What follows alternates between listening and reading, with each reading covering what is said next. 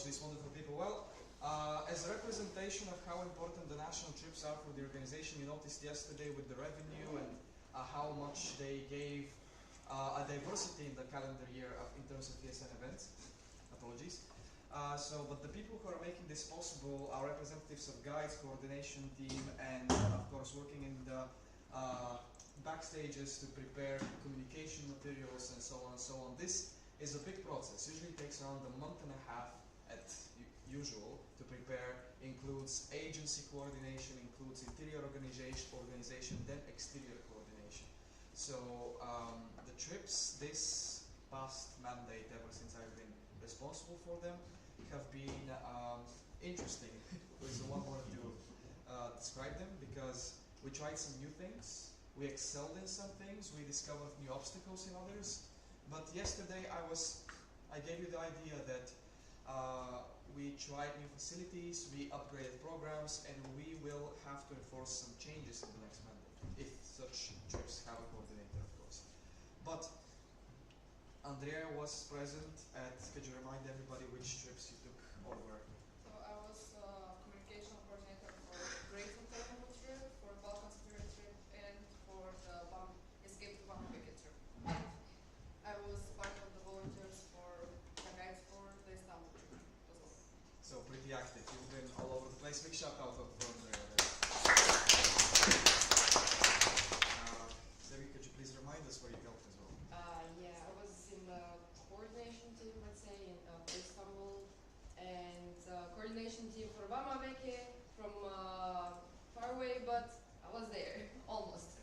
Well, as I said, people need to coordinate and cooperate even remotely, so there's a place for each person, no matter how busy they are. I believe that everybody can help, because the trips are not only logistics on site, although that's most of it, but of course preparing things in the background is also very important. Vico, you've been all over the place. Could you please remind everybody where? Fortunately, I was only a guide for a couple of times, including the Istanbul trip. No more. It was experience enough. That's not the advertisement I was looking for. Yes. It's a good place to meet people. Yeah. Intentionally. Yes. So, the reason I wanted to display these people is to remind that national trips are not only the work of the national events manager. They are there's a specific way in which we qualify people, and in terms of which we evaluate their motivation and give them the specific task. Each national trip has a limited number of volunteers based on how many spots we manage to sell, and for that reason it is sometimes hard even for me to try and cancel a person with nice motivation and give the spot to someone else. It's a process that I need to be very introspective and have to be it's hard to turn people down who have motivation, but it is necessary. So with this in mind, going through, we already saw most of my reports, but I just wanted to update on the Varnaranga experience, because it wasn't mentioned in the past national monthly board calls. Varnaranga was possible mostly thanks to the University of Russe, although SES and Varna was invited, who were of course proactive in providing some contacts. Unfortunately, pretty hard to take some Varna students to join as well. The reason was that we started preparation a little late. It wasn't really sure if we were going to do Varnaranga. I managed to contact this in Romania in the early part of the second semester. It's when we started to approach each other, but we didn't really publish the idea early on, so that we can secure this excitement about the trip early enough so that we can preserve more people. Nonetheless, Russe managed to even find some sponsors to take the price down for their expenses, so big shout out for yes and Russe.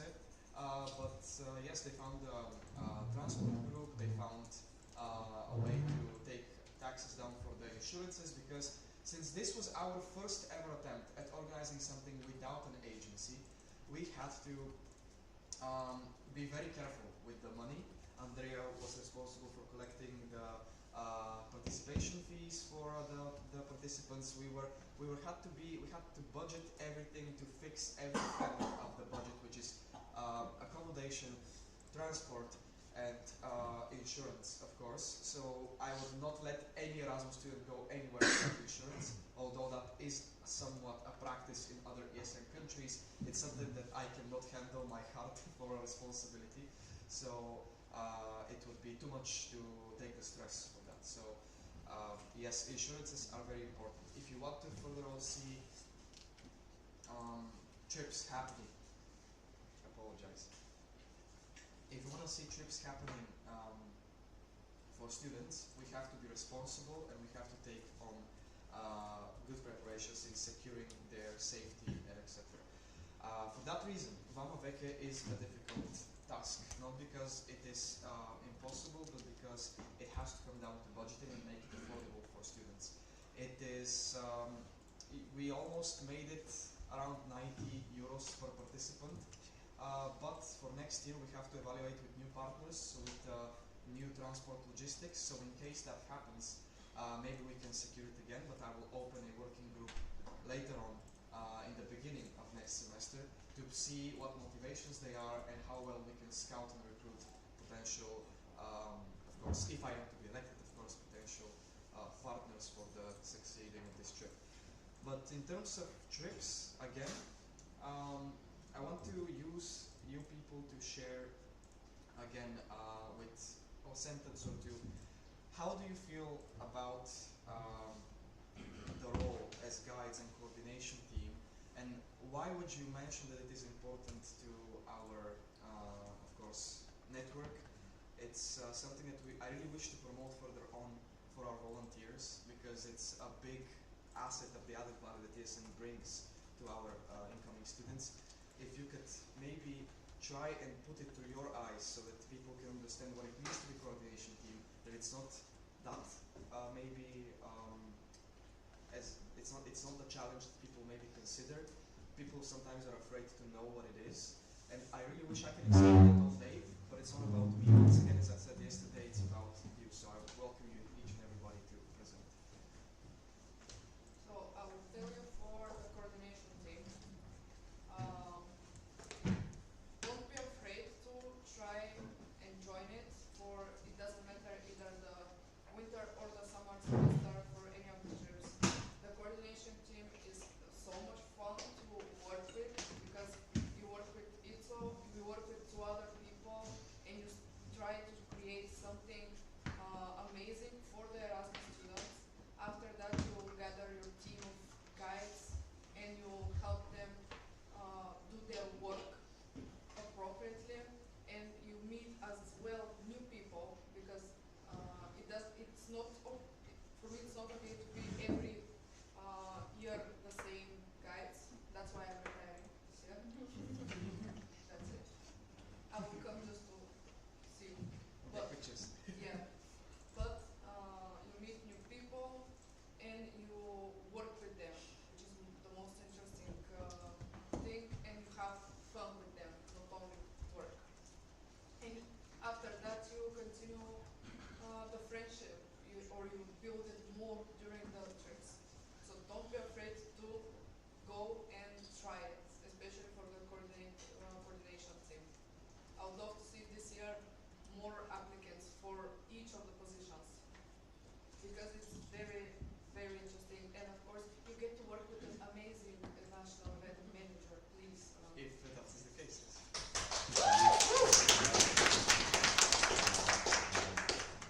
Maybe you guys, if you wish. Yeah, I just want to add that, yeah, it's perfect, it's amazing, but it's not the easiest thing for going on a trip, for sure. We're not going there such as Erasmus people do. We're not going there just to have fun. We're going there to raise our children, because I see the Erasmus people like such as children. So it's not that easy to take care of them.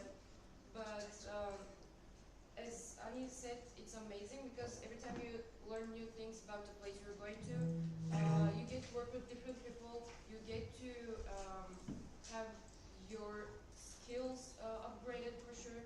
So it's not only for making the trip smooth for the Erasmus students, but for your self-conscious. So I would love to see new people on trips for sure.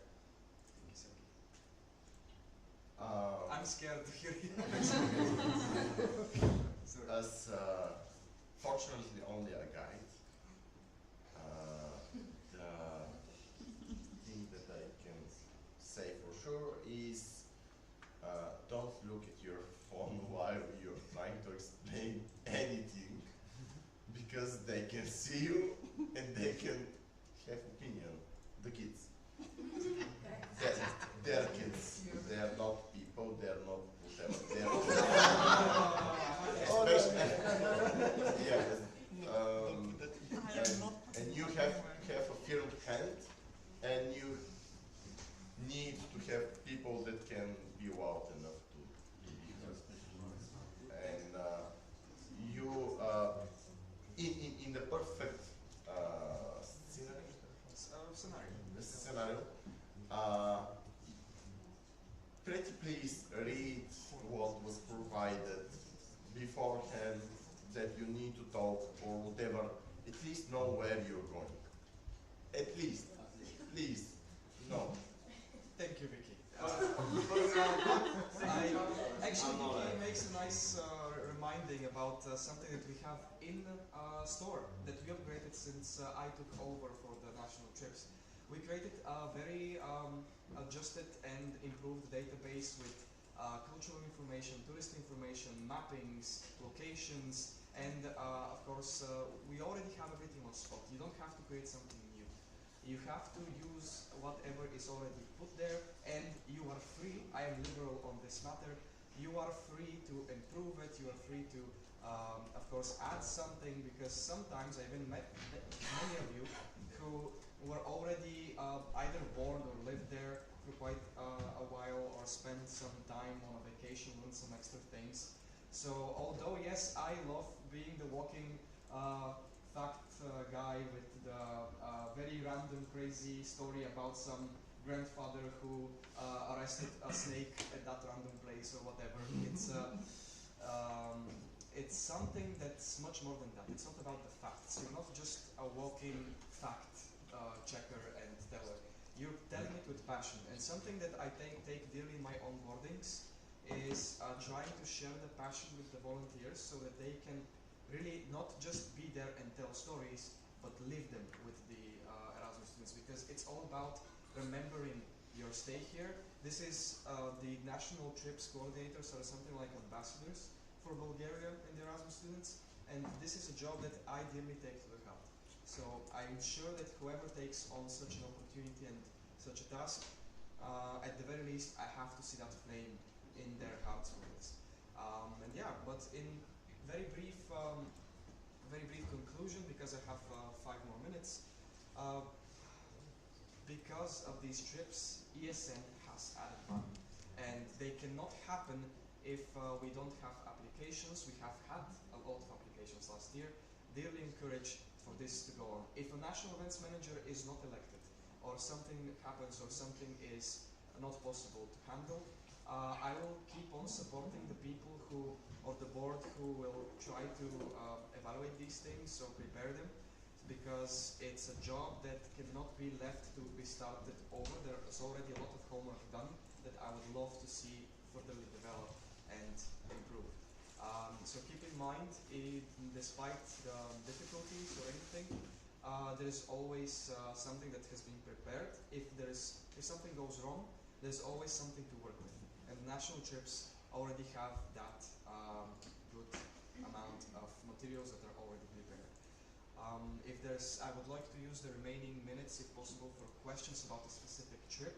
Otherwise, all the feedback I mentioned yesterday in my report, and during the reports of each month that I have had a trip to report. Please. Could you share some updates on the Thessaloniki trip, which also happened in the beginning of May? Yes, about the Thessaloniki trip, which I did not mention, of course, with my report yesterday. Thank you, Banka. It is, of course, another year of solidifying the partnership, which, of course, was started by people before me, with ESN Thessaloniki for our collaboration with for the local section for a trip starting from Sofia and Plovdiv. Usually it's only Sofia now, coming down to Thessaloniki. It was a bit interesting this year because the team on spot was a little burnt out in terms of preparation, but they still managed to provide us with a nice agenda. I do admit that for being focused on Gabrovo and Thessaloniki, and of course digesting everything with Vamaveke was a little too much on my mind. I did miss out on some details, which the coordination team that we prepared had to handle also on spot. However, they managed to do it nicely. Ivan actually stepped up as great support for the preparations. He was handling most of the conversation with the Thessaloniki trip. It's one of the examples where I needed help and I had a board to rely on. So that's something I should dearly take into account. And yeah, we had one bus where Marti Chernev, Rado, and of course there was one more person from UACG, I apologize. Robin Biara. Yes, I said Rado. Robin Biara, thank you. There were a few adjustments for that trip. There were 5 names considered, 2 people gave up, 1 person had another opportunity, so I had to really adjust motivations there. But in the end, I managed to put a really nice functioning team who really had fun. The Erasmus students all came back with positive experience, although there were some things that were available at the last possible moment. Yes, Trips proved to be another great partner, and yes, we had no problems whatsoever. Here is the person in question, and the other person that I just mentioned. Applause for the trip. Yes, that's the way to be welcomed at Vienna, but yeah. And yeah, just wanted to update you on the fact that we have to upgrade the starting points for the location. This is another trip where the bus managed to leave from the central station, not from Alexander Nevsky, which is an important logistics update that we should take into account in the working group that I will organize in the beginning of September. If I am to be elected. But yeah, something that I wanted to say. If that report is something you want to add something, Ivan, I believe that this is enough. Thank you. If you're taking notes, Miki is at University. My question is towards our national trips that are within Bulgaria. Since there were some problems with filling the minimum quota, I was thinking whether we should consider inviting CIP countries, neighboring countries, to fill this quota as international guests, or like, do you have an opinion? Have you thought about it? Just some reflection question. Thank you for the question. That would be a significant innovation in the way that we try national trips. As I mentioned yesterday, my conservative approach would likely approach it either carefully or disregard such an option. It is not impossible, but it would require some additional planning and early on, even from starting in August. And I could use the moment right now to counter, of course, develop the question. Would this and Romania and this and Turkey, but would you evaluate that your NOs would consider something like this? That they would be invited for such a national trip within Bulgaria, not as another destination. Our destinations, as we've probably seen in previous, maybe you haven't seen previous news from us in Bulgaria, but they're happening in Veliko Trnovo and Gabrovo, and we look forward to expanding them there. Me and Gyokay will have a conversation later on about Istanbul, and if it's possible to bring that up, I will be very happy. So we will keep it in the agenda if that's okay. Yeah? They have an idea for creating a trip from Istanbul to Sofia, so that's a question as well. Yeah, it's I know, but it can happen. So Is they ESN Turkey? Because you not said exactly, but who is they? ESN Turkey, yeah. Okay. Not the whole. But it's team, That's aware. enough. That's Oh, cannot have a concern. just a qualification for the notes. Okay, well, I guess innovation is something nice to look forward to. Allow me to have, if I am to be elected, allow me to have this opportunity to speak with the neighboring NOs, because inviting CIP region from further away, I think it will be much more difficult in terms of participation fee and in terms of reimbursing them. The CIP region is one of the most difficult regions to travel with visas, with of course other things to take into consideration. Yes, Greece and Romania we're happy to have them in the Schengen and European Union, but it's difficult with others. And Romania and Turkey are examples that we've already worked with. I think that they should, at the very least, be the countries that we start with, not other countries.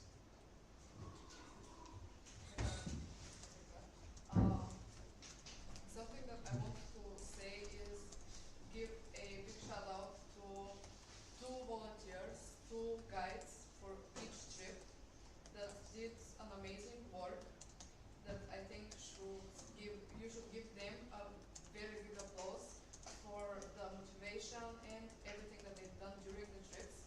And that are Marci Červenev and Robbie.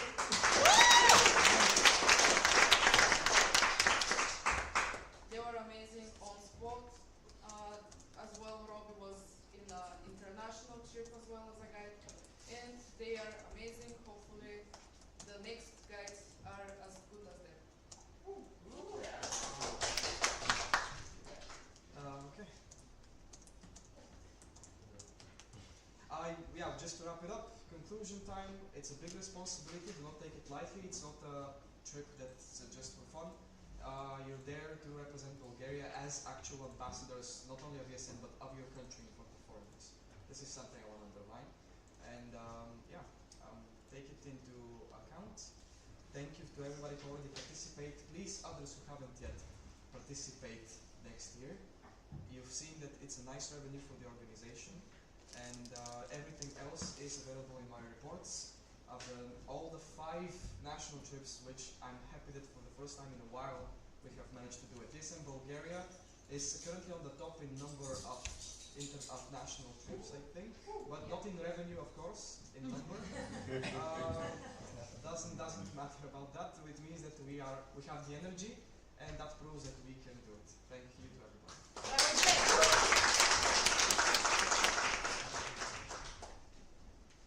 So if there are no more questions, thank you for this presentation. I think it was very helpful and beneficial for the whole community. Do we skip a question round with this?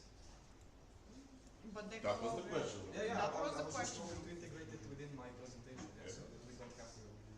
I tagged what I could from the questions and answers, so and we also have the Thank you guys. recording, so thank you. So now, can you your attention, please? Now we continue with the section reports, and a reminder from the city, you have 5 minutes, up to 5 minutes, to present your section. So, in these brackets. Hey guys, hear me out. Yes, Because you're not listening. Every section has up to 5 minutes to present their section. Okay? And we will start with ESN Burgas.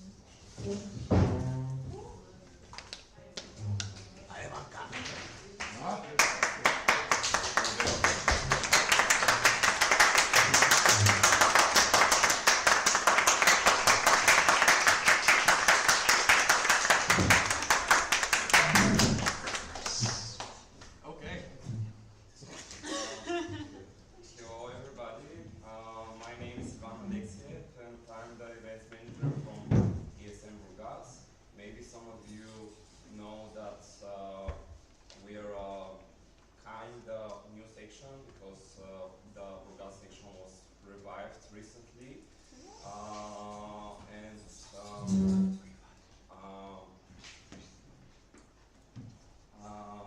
We are also kind of small sections. We have only 3 board members and only 3, maybe 4, if we count the boyfriend of one of the girls from the Erasmus students' boyfriend.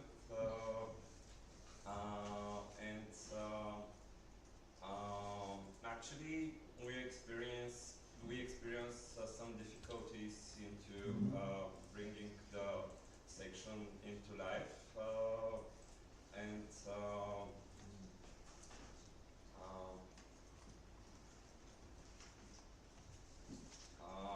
we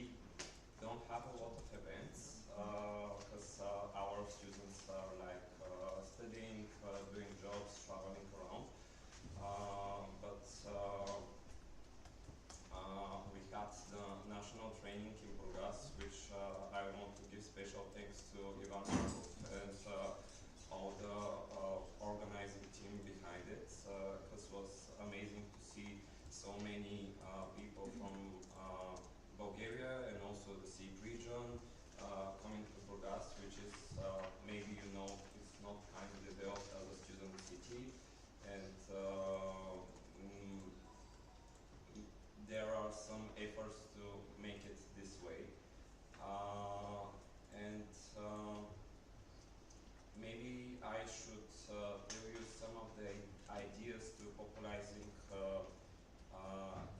ESN in Burgas and to make it more popular, because it's not popular in the Bulgarian students as well.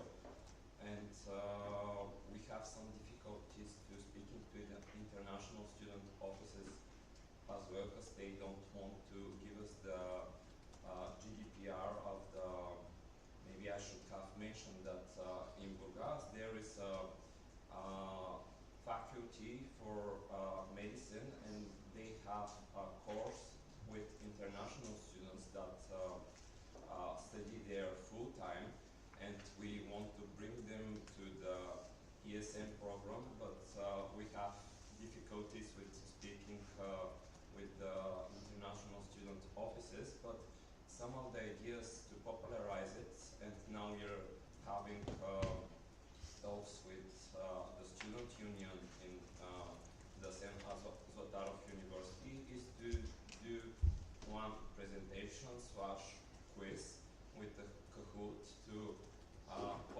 popularize the ESN idea and making a wider community for Bulgarian and international students. Also, another idea that we have talks with some people is to go on a podcast that the St. Azotarov University is doing and talk about ESN, and maybe that's all that I'm gonna present you to today. We are kind of new, and we need a little bit of know-how, so I'm glad to hear some ideas from the more experienced members here, so we can develop this ESN community in Burgas, because this is a big aim of mine to have like this student life international in Burgas, in my hometown, because as I told you, it wasn't developed like that. Like in the history in Burgas, in most of its like student history, it was developed more as a chemistry and oil refinery university with courses about that. And now they're opening more universities, like a faculty of Sofia University in Burgas, also faculties of some of the arts universities, like the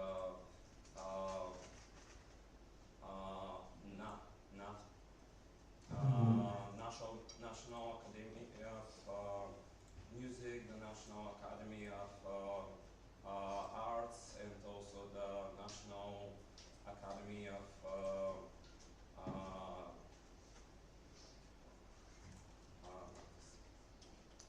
theater and yeah. stage. So yeah, maybe that's all.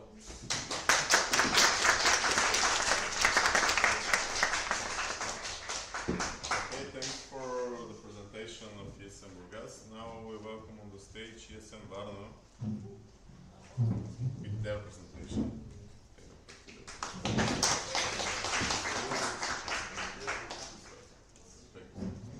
Cambiamo perché presentazione. Ok.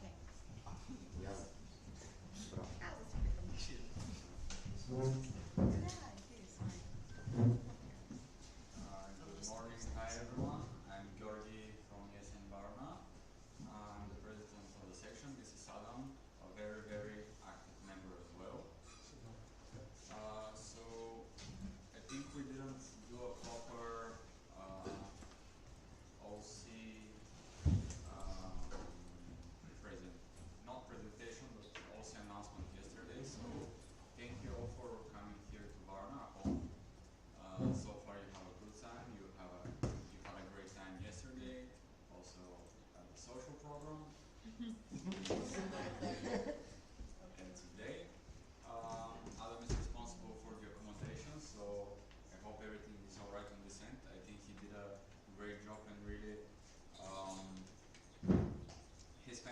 time to find the places and to communicate everything so you are close to the university and everything is as it is right now.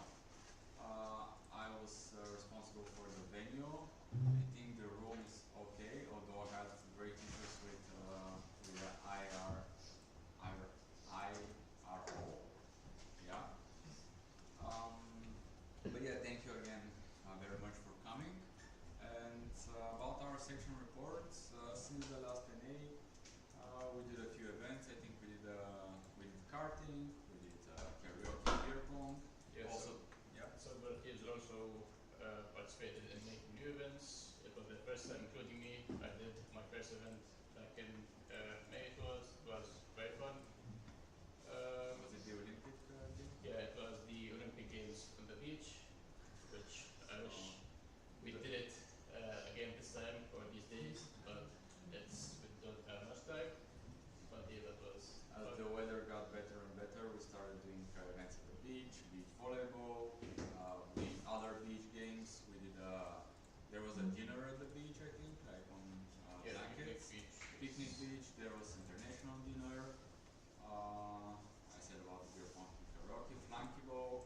So yeah, so far we did a good amount of events for the months. As you know, I don't know how it is actually in Sofia, but usually in May it is pretty hard to organize events in Varna because already people are are either leaving or are traveling all around the world, so you can't really make events in May and June.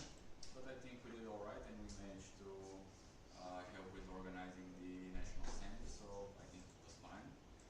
And that's basically it, I think.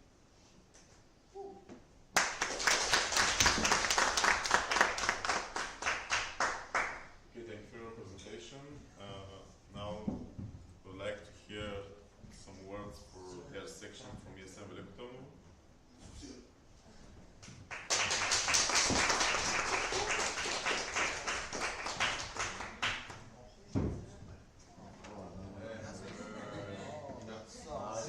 Good morning, everyone. I'm Victor from ESM Helicopter.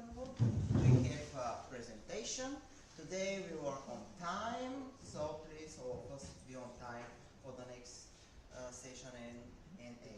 So, I'm going to tell you only the new things that happen in our section, because on the last NA in Helicopter I said you the most of the important things. This is my team.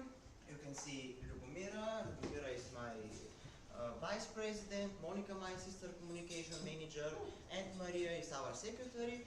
And you can see some of our active members and volunteers. So here our other group photo. Our last event was faraway party, and we had very good organization.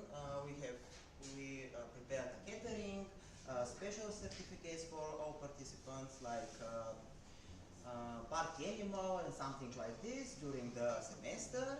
Yes, and also what is new, we have a mascot star. It's yes.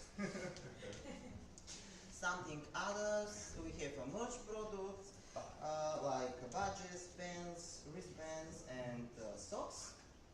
Yes.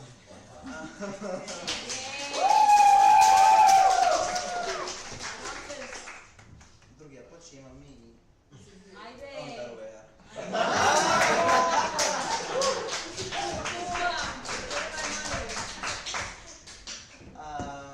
Yes, we are on this position since April this year, so we are a new team and we have many ideas and to develop and to create very, very new events. Something other very important for me and very new, we are going to create a resident support team for the next semester and academic year. It will be a 3-member USN students, team living in the university dormitories, and they will help with accommodation and with adapt the residents and with daily life. Because for me it's very important to have a good connection between the residents. We have also a good connection with between Students Council and the Erasmus office. So, yes, everything is perfect for now. A week ago, we started with our new campaign for volunteers, and this campaign will continue until September. And we hope that we will have so many new volunteers. Other plans for the new academic year is to make, we are planning to make other trip to Sofia.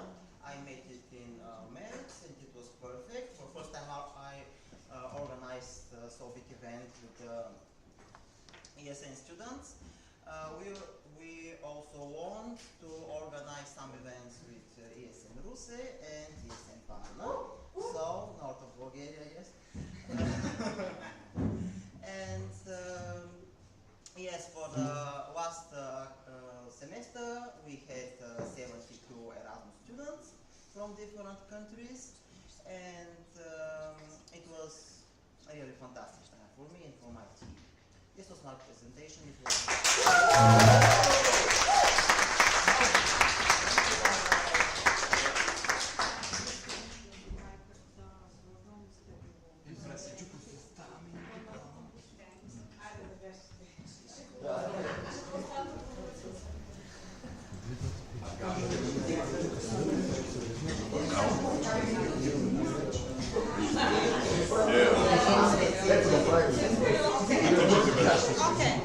Okay. Can you give your attention? Now we have the new Bulgarian university, but I heard that there is no person in this room that can present what they are doing it, so we will skip them and we go to ESN Plovdiv.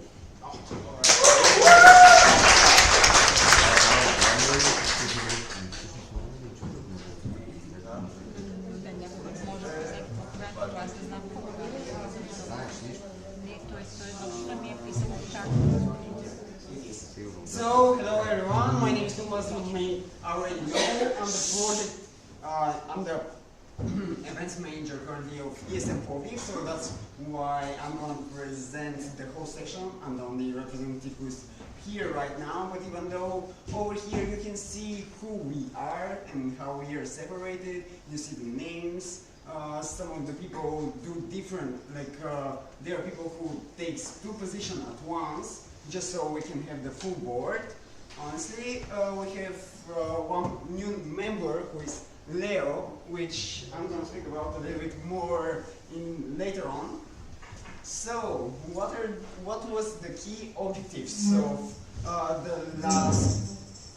from the last NA to right now? So we were searching for more partners, we were searching for more volunteers, and also we wanted to refine a little bit more of the internal structures.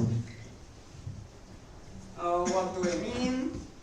I mean, we actually created the new constitution and the best practices of the local section itself, just so all the process and everything is going to be written down, and even though we have different structures, we reintroduced the body programs, so that's why we got a new body, of course, and as I told you, we have Leo, the new member. We established some connections with local partnerships with, for example, the Jazz Cafe, which is, yeah, cafe, of course, the Yacht House, the Yacht Center, and yeah. So, the events that we did, D&D, most of those events are from initiatives of the internals, so yeah, like, for me as event manager, it was super easy to work with super motivated people, honestly. Not gonna lie. So yeah, about the Yacht Center quiz night, we organized absolutely everything, but just because it was a little bit at the end of May, nobody came, so it happens sometimes. As I mentioned earlier, we actually separated the whole structures, and we are right now know who is responsible for what and stuff. For the NAs, I went to Norway for the NA. We actually came to the volunteers training, so yeah. So some of the challenges that we face is keeping the students active. So as you know, sometimes it happens that some students come on the first event, they gather up, they find their people, and then they do not come anymore. I'm not sure how do you handle that, but we are trying to re-promote them, like adapt to their needs, but it's not working, and we have to discuss it a little bit more. Some of our next challenge is that we are trying to get more people inside the organization.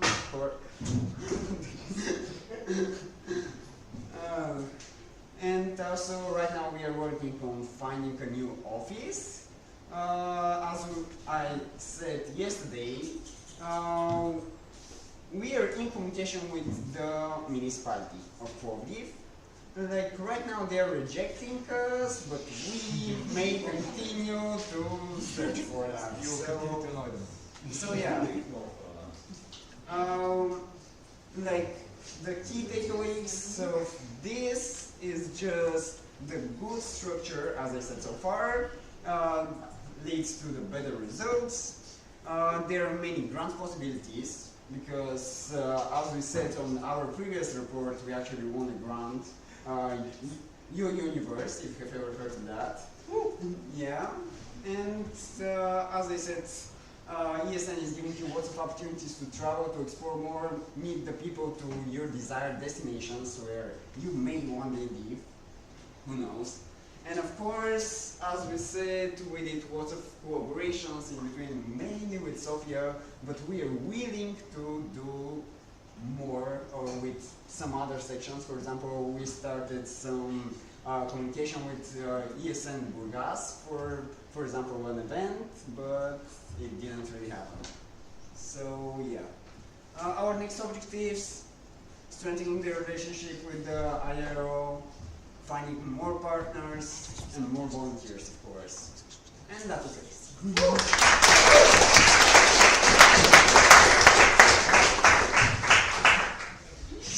Okay, I'll take some time now to remind you that the link for Slido is working.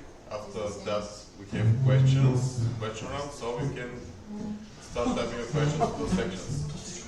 And with that being said, let's hear the report for University of Rus. So, hello everyone, I will represent the report for ESN University of Rusev for the past few months. We still have the same local board, same amount of buddies. They're still here, thankfully. But they were not able to come because we sent them on Erasmus. One is in Latvia, other is in China. Wow. So our year is our objectives. I put them more as goals as well. Was to create more opportunities for our new members to establish themselves in ESN more. So next semester, hopefully, you will meet some of them on more national events. Organize high-quality events. We try to do this as much as we can to build friendship and make the most of their exchange. And of course, promote the section throughout different campaigns in the university, and as well as I said in the news yesterday. Our challenges are still member engagement. Partnership development is not very good, but in the next slide I will tell you something interesting, and as well event attendance. As he mentioned, they come in the beginning, they find their people, and after that you may not see them as much. So, we go to achievements. Something that is very, very new and very, very interesting is that we established our first partnership where we were able to get the students discounted price for airsoft games in Rusev. Wow. We went there, they had so much fun, we spent 6 hours in the game. We were bruised everywhere, but they were very happy. And the owner was like, I love your energy, you're very interesting. Can we next semester do some events with them? And I was like, yes, we can do it. We will have 99 students, so there's plenty of people to send there. Another thing, we successfully joined TSN Romania for their Escape to Vama Veche trip. And from our perspective, our students were very, very happy. And hopefully next year we can join her again. Maybe, we'll see. But earlier establishment for the Earlier. Earlier. We're waiting for you for Halloween in Transylvania as well. So, and another thing that we had is we hosted over 50 professors for our Erasmus Week in May from not only Europe but all over the world. We had professors from Brazil, Canada, China, Malaysia, Jordan, Egypt, like from almost everywhere, and as well Algeria, Morocco, from every continent basically. And lastly, lastly we had an amazing semester, and our kids were very, very happy. They left with amazing memories. We cried when they left, as any kind of person, because in Ruse, most of the times we establish an amazing connection with all our Erasmus students. Nobody knows how, but we always have like 50 or 30 from the kids, which we were like, should you go? No, stay here. You can stay here. We'll find a way. And as well, involvements and participations. We participated in CPGM splits, coordination team for 4 national trips, and joined, it's not coordination for 4 national trips, but still joined the coordination team for international trips, and actively involved in the OCM coordinating team for the international event Sea Battle. And that's that's it.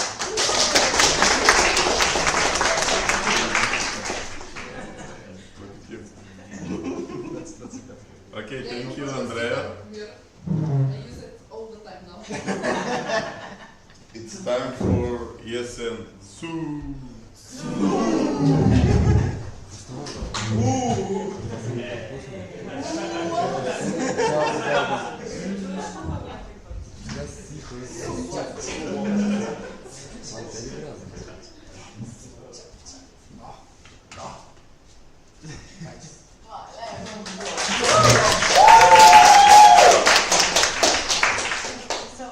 Hello guys, I'm young girls and everyone involved everyone. So from our section, from the last MA until now, we have created a presentation to show you what we have been up to for May and June. Because before we have already shown enough information for the whole semester. So we decided to focus on May and June, show you our updates. So we use this. Okay. So that's still us. We're still the same board. Zori as vice president, Alex as events coordinator, and Nati as communication manager, and me. What has happened so far? So our objectives are still warm relations with the RO and the Student Council of SU and other student clubs. We have established actually pretty good relations with RO, so that's good. And also with the Student Council, which we're going to update you in a bit. More team buildings. We have created a few team buildings, 2 or 3, I don't remember now the number, but they have been successful. It was nice and fun. And the merge is loading. It's still loading. There's no update here. Motivate the active members to be even more active. This is still an objective. More collaborations with other sections, social media visibility, and keep clean and safe. As we know, this is difficult.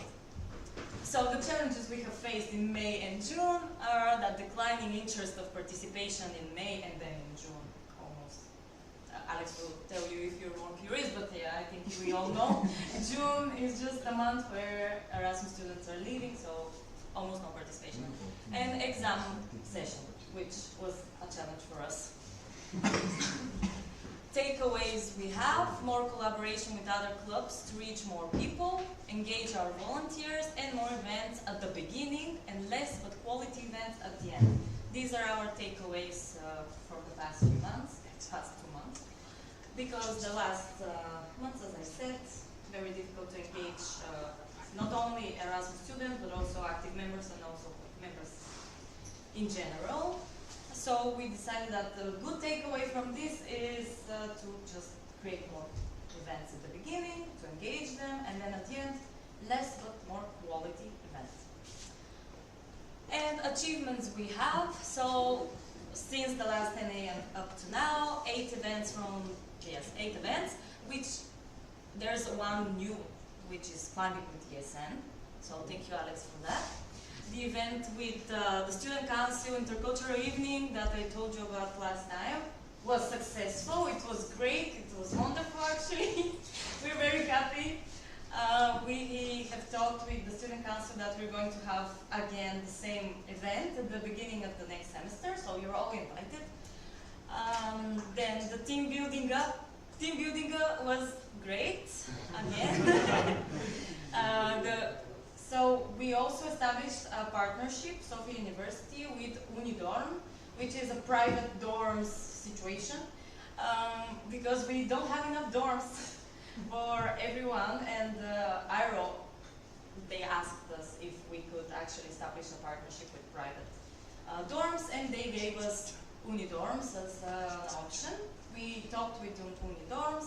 They were actually pretty nice. I personally went to see the dorms.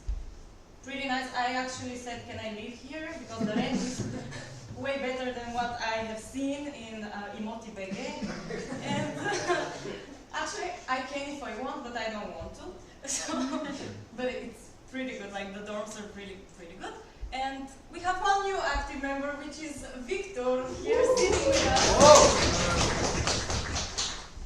So these are our achievements for the last 2 months. And this is me. Thank you.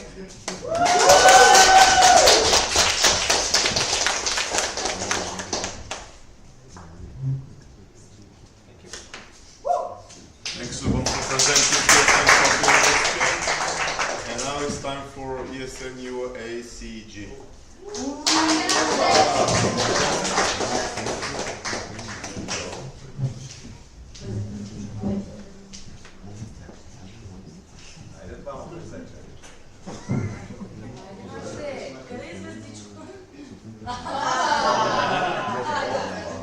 At a safe place. So it's us two again.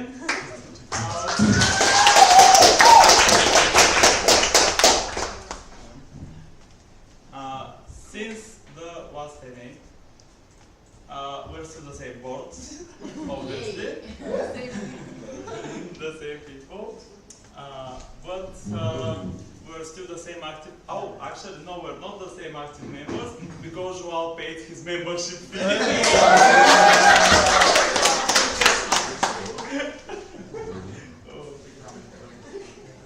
So, what has happened so far? We participated in the training in Burgas, Volunteer Plus. We had a great time, we learned a lot of things. We also represented ESN quite well on the local Burgas stage.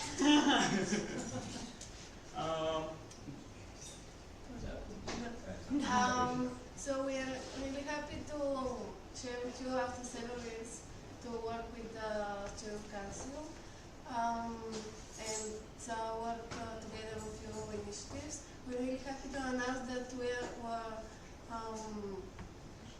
mentioned, we get a spotlight in the newspaper for ESN and the Erasmus students. So, yeah. We also had another edition of our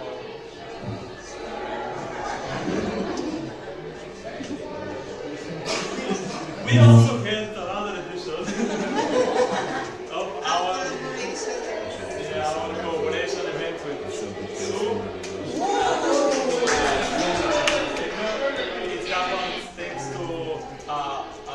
partners from IRO and the Student Council of USAG, which they provided us with the space once again, and they've always been helpful and will continue to help us.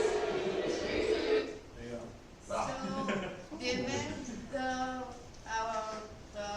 event for the social impact days, despite the cold weather, we managed to gather a few Erasmus students and walk some dogs, make them happy, play with them. Although it was raining cats and dogs, we were there. All the dogs.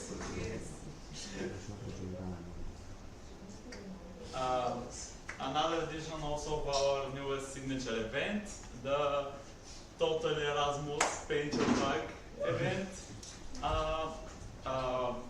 As we said at the last NA that we'll do it again. We did it. It was great success, honestly.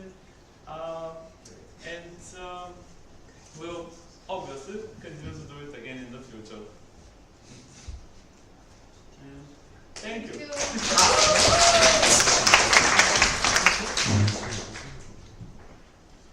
Okay, thank you for your presentation. Now it's time for ESN UNWE.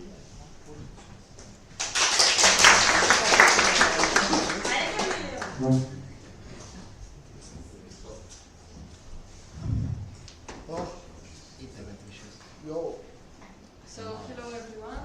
I'm going to present what we have done in the past 2 months. So, first, we still have the same active members and board. We are 17. What has happened so far? We are recovered. Nice. Is this from yesterday? This morning, you mean? So as you know, we organized the previous NA and also like some other events happening in April. So mostly we have been just recovering and taking the time to have the new energy for the new semester. But really, what happened?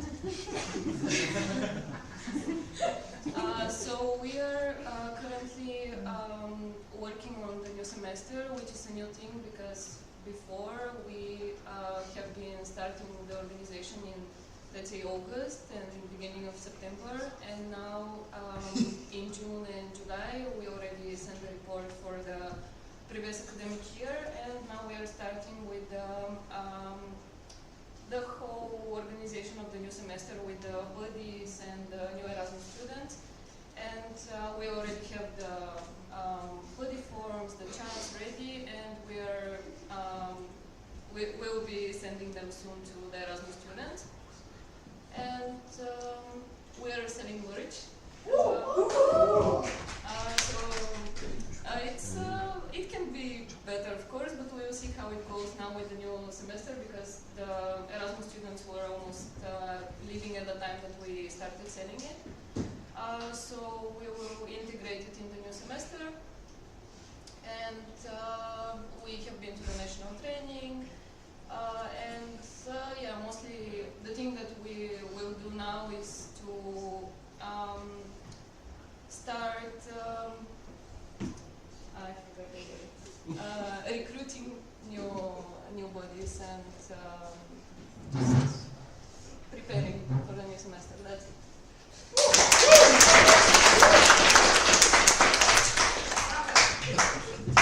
Right, and last but not least, ESN UCTM.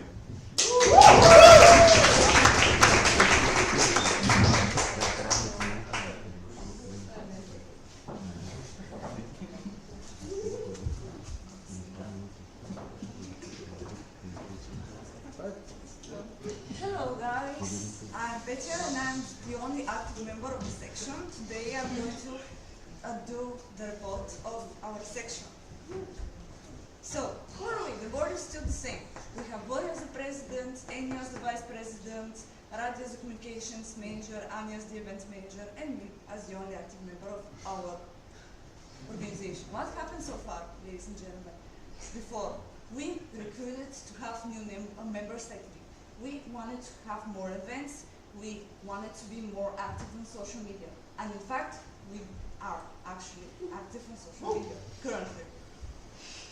So now, we need to make stronger connections with the volunteers, make them active members, which is really hard for me as a person who is also part of the student council, because I'm trying to put some people from the student council to be part of us as well.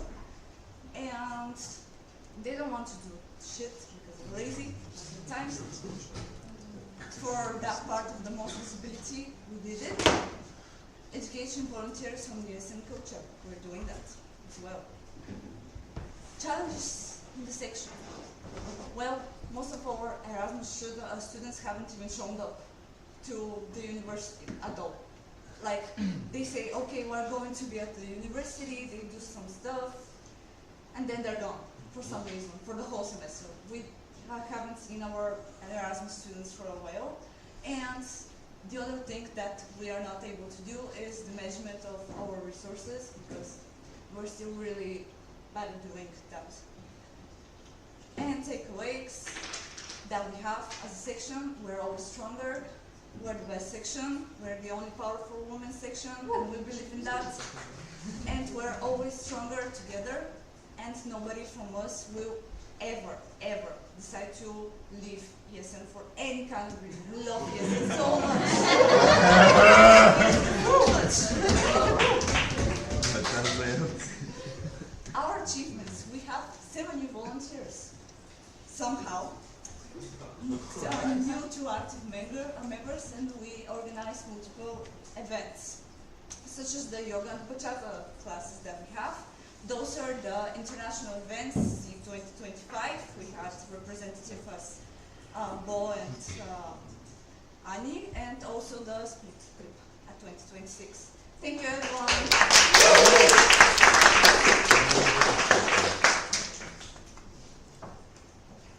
Okay, thank you all for the presentations of your sections.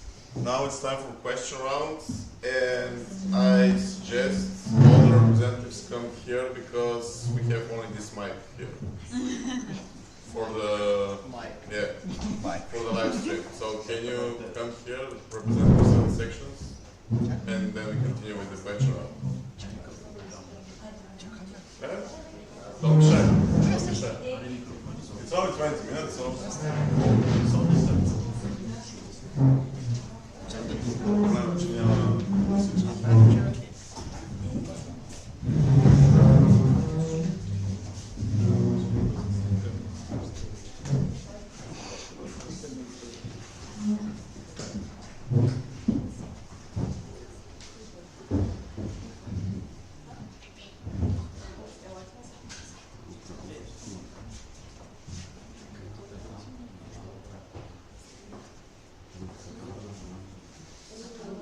So as we have 42 questions, I suggest we go with the questions, and then you can still type your questions afterwards. Okay, first question is from Zori Essence of University. To Velik Trnavo, regarding your requirement campaign, is it on your recruitment campaign, right? Okay. Is it only a social media one, or are you also reaching out, returning for Erasmus students, and are you planning an ESN 101 or something else to engage them, because I assume you won't have events for Erasmus students? During the summer, because you said that this campaign is until September, that you're recruiting new members until September, and then I assume that's when your school year starts and you will have the events with the Erasmus students. Our academic year starts on 1st of October, so we are going to make a both event, in the social media, and also events returning the people who are in the other Erasmus project and come back in the yes. Okay, next question is from Mikhaila Shtagarska, Sofia University. To UCTM, do you have any welcome days or ideas for gathering in the beginning of the year to get to know the Erasmus students right before you start? Yes, we do. Every single time before the semester begins, we always do welcome weeks. we do several events there, maybe karaoke to get to know each other, like some social program and stuff like that. Okay, next one is not a question but appreciation. Hats from Radio SM Bulgaria, of course. Hats to all of you, bringing fresh ideas coming into reality. Love you all. Keep on Varnaranga.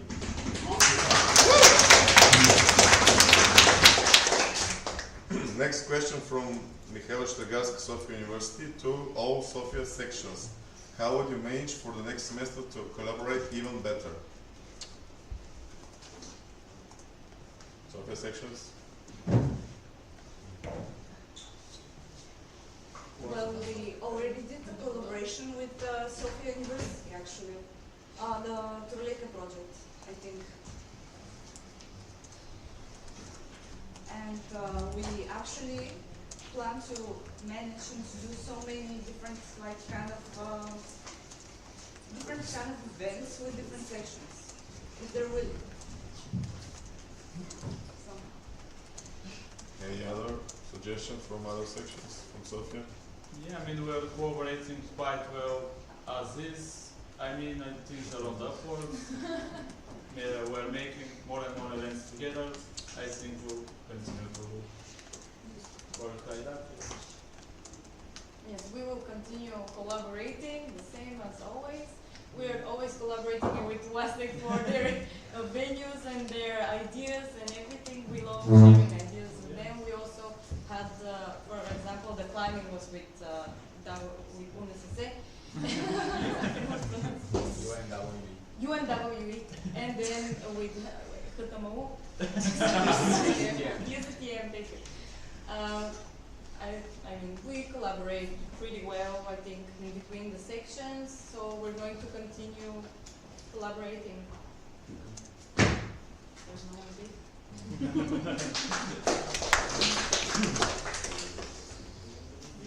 Our situation is perfect and could not be more perfect than this. Okay, then this is a question from Daniela SM Bulgaria to Andrea. Do you have potential new board members?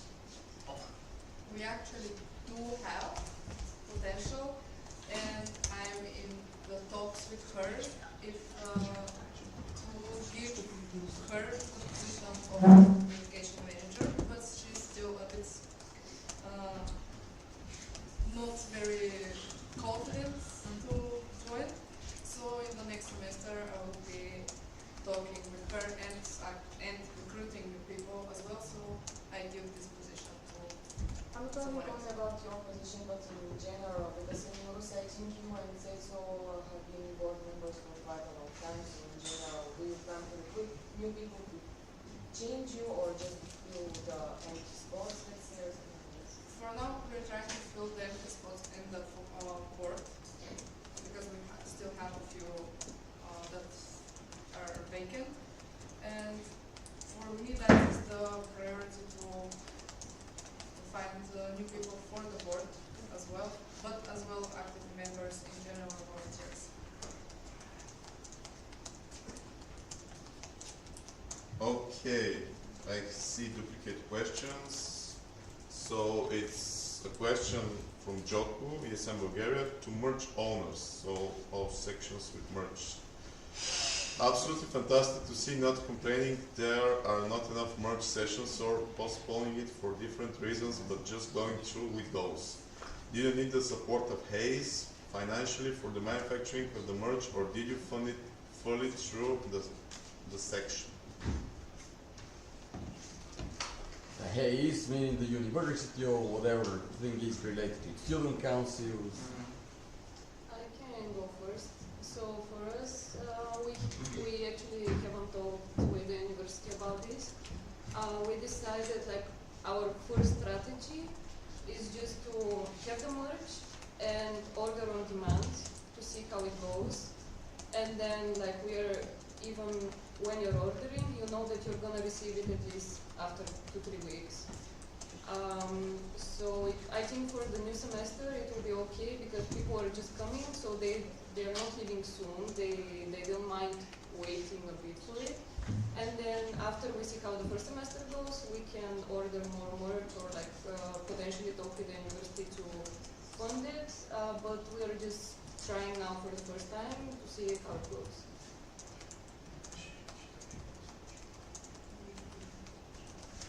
I can continue. The University of Economics is very stingy. They haven't heard of the phrase "Economia mai economizeriata."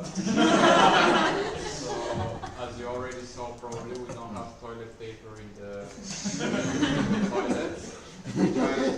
Since my first year in the university, I've talked about it. We have great toilets, as you saw. Even in the weekdays, like when there are lectures and so on, there is music in the bathroom. Why the F do you have music but you don't have toilet paper? You know, priorities, I guess. Priorities. Yeah. But yeah, we can't expect anything from the University of Economics, but we are bomba club's rich millionaires, so we managed to help ourselves.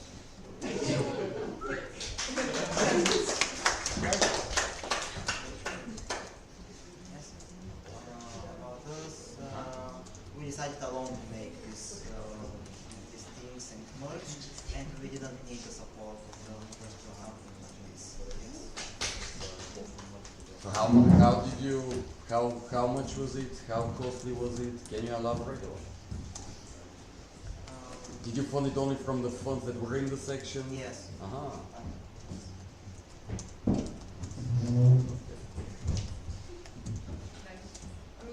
If you are not going to answer anymore, I just wanted to give a comment, a suggestion for everyone that is planning from now on to have merch or etc. I would suggest you to, before you print anything, especially if it's a batch order, to send it in the communication chat so that the other people can see it, just in case, because with merch you're paying a lot of money, and if there is a problem that you might not see or whatever, then it's like you cannot just return it, you're not gonna get the money back. So just in case, even though you might be the most perfect graphic designer or know him perfectly, it's always better to send it out to someone for someone else to see, because there have been situations with sections that have had some mistakes, small mistakes in their merch, and there's nothing you can do afterwards. So just a suggestion for everyone who is planning someday to have merch to send it out to someone else to check.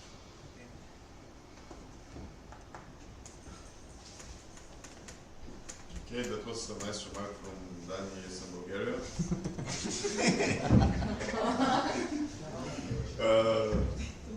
I have a question for you actually. Is someone typing the questions so we can close the question list? Okay, so now it's closed. We have 2 more questions. First one is from Mikhail Shtaregarskis, ESM Sofia University, to ESM Varna. How are your connections with the universities within the city so far? We have a great one in the University of Economics, although I spoke a bit earlier about the venue issue, not the other issues. But yeah, I think we mentioned it in the last NA or the previous one, but we have continuous agreements. I mean, not continuous, it's year for year, but this next week that is coming, I'll be meeting with the IRO to prepare the contract for next semester. So we are officially not employed, but I guess employed by the university to organize the welcome days for the university. So they even pay us for it with an invoice and everything. I think last semester we got 500 level for 2 days, for the welcome days, I think. Or maybe it was split. No, it was 500 total. No, it was I think 500 each semester. It was 1,000. No? Maybe 1,000 total, 500 each semester. Yes.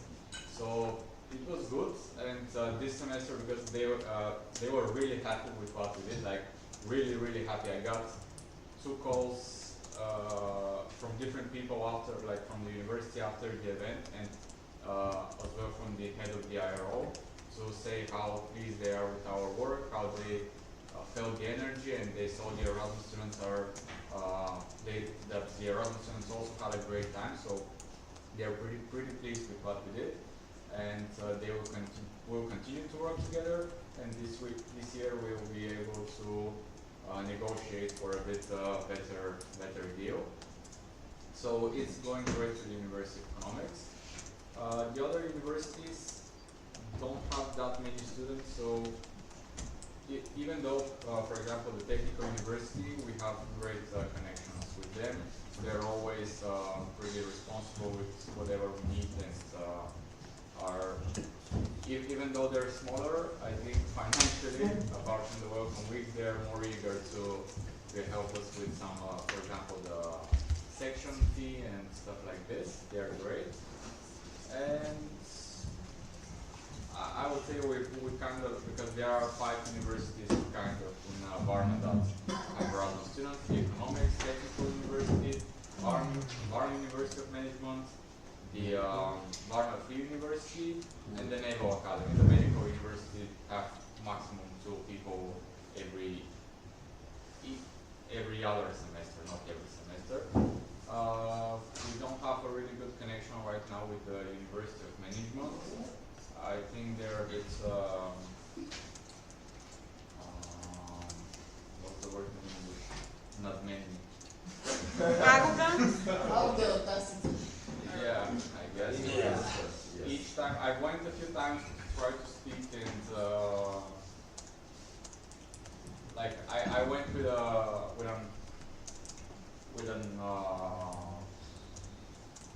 the idea to speak to the head of the IRO and establish some connection, but she was pretty busy and just said, no, I don't have time. She was not really polite, I would say, and since then I haven't tried to contact them much, but I guess we should. So this is something that we have to re-establish our connection with the University of Management, because they do have a lot of students.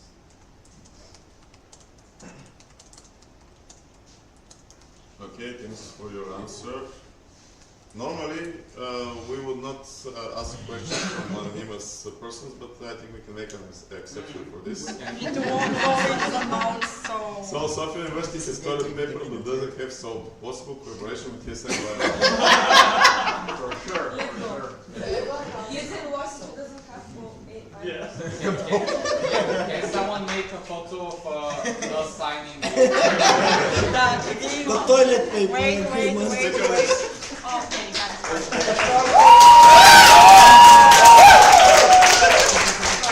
Okay, with that, this session is completed. I vote for you for OCM the next 10 a.m. And we're actually only 5 minutes late, which is good. Now we have a coffee break, which will be until... I want to suggest change the agenda, 5 minutes discussion after the break. 5 minutes discussion after the break. For what? For the current situation of the NA. Okay. Can you repeat it louder? The current situation of the NA. Discussion 5 minutes after the break for the agenda. Amendments. Yes, we vote. You just have to ask if there, like, you can ask if there are objections, and if somebody objects, we have to. Okay, are there objections? Did you hear the question? So,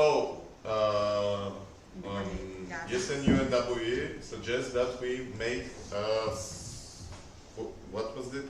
Discussion, 5 minute discussion for the situation at this NA. 5 minutes after the break. Any objections? Or we can put this in the agenda. Okay, we'll put that in the agenda. It also has to be added to the minutes. This is for Varnaranga. Why? Can you repeat that? Because I'm not sure. Yes, so when a procedural proposal is made, you have to put it in the agenda as a procedural proposal and then amend the agenda.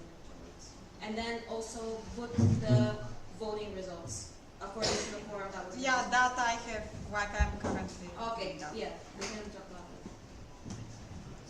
Good. Now that we don't have objections, we should not vote, right? Okay.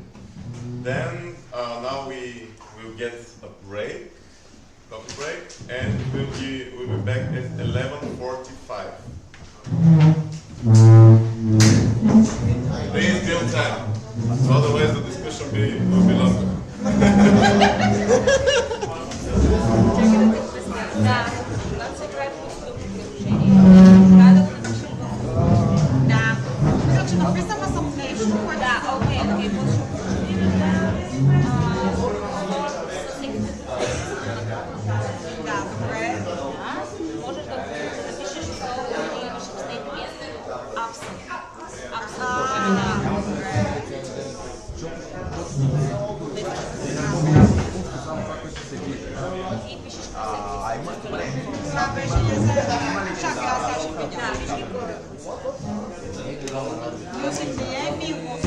Добре, може да е нещо древно. При нас са толкова малко секции са че не. Ама това примерно за международно ниво работа. Да. Защото там има 615 секции. Направо да ги вземат. Мерси, Неги. Фантастично. Радва формата на правилото, така пак да че това доказва, че това не е просто какво пише. Да. Ти си направил речна, нали? Кой ще използва? По принцип, май мога да поправя. Така. Не, май. Худоиалект в случая на България никога не сме имали някакъв проблем. Худоиалект е на международно. Добре, я дай на волта. Така, за това нещо ми трябва...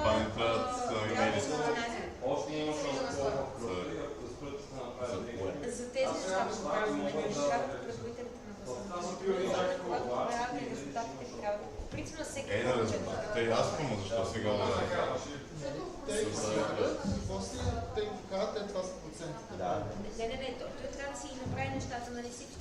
Всичко просто трябва да имаш... Да, окей, ама като преди да се волтне, ще се видим. По-скоро да.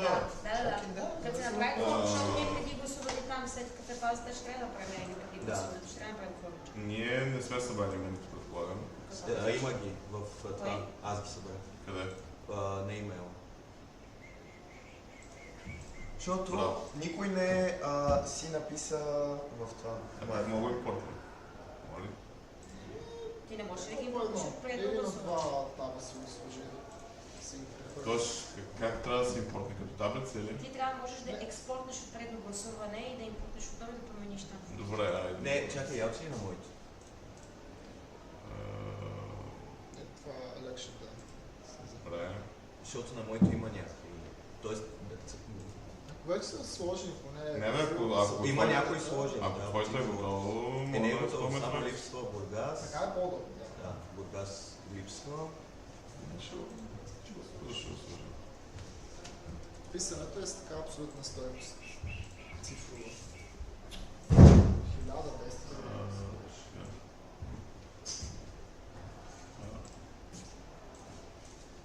1000 къде отида? И трябва да сложи. Генерира автоматично. С кротеж. Ама волтинговете не е едно. Да, ще го правим. Окей. 1, 2, 3, 4, Липса 5, 6, 7, 8, 9. Велико Търново. Да.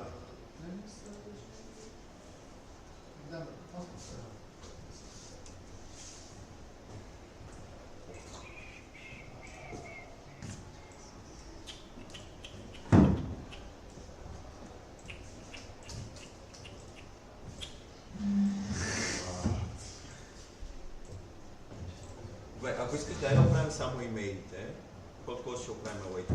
Те са... Да, те са се да.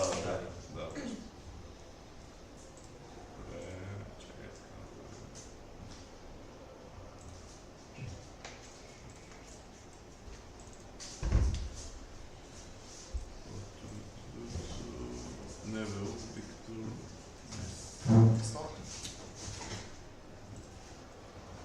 Айде, брат.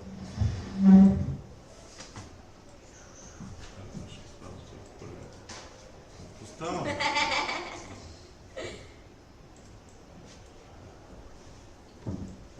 Чакай. Хора, ще трябва ли? Не. Кое? Ще трябва някакво. Малко с това не може да ни помогнеш. А защо? Малко по? Малко с това не може да ни помогнеш. Alright. Какво се случва, бе, човек? Не. Не. Отивай да почиваш. Че и без това малко конфиденциална информация. GDPR. Така е. Чакай с главно бое. Не, сета. С главно бое. А сета. Как с сета? Човек. По принцип би трябвало да е сета, но... Не. Сета е. Защото го направиха така, че... Защото, примерно, заради любов също Не. Сълборд, че е добре, защото... Само има едно черен. Ще си спомняш за сесата след малко. Ще си спомняш за след малко сесата. Защо? Защото си добавяш да се подава. Вългарани. Да ти кажа просто така си. Добре.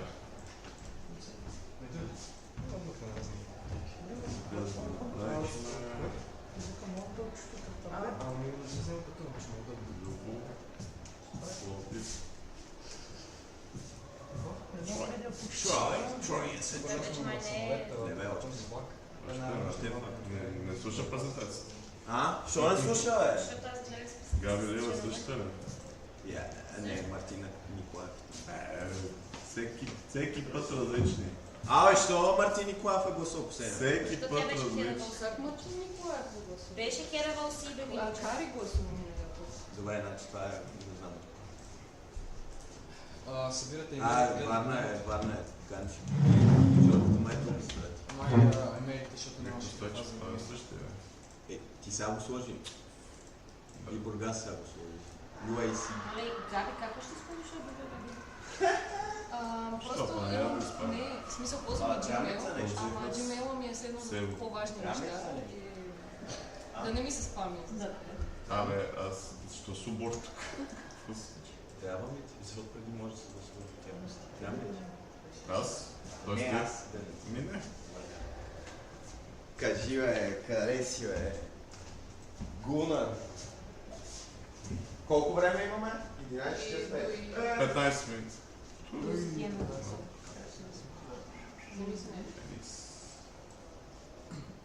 Няма да е. Впрочем, това да ти казва, че нещо някакъв път, ако Ганчев също. И да се не отворена организация за такива неща. Само остана Юра.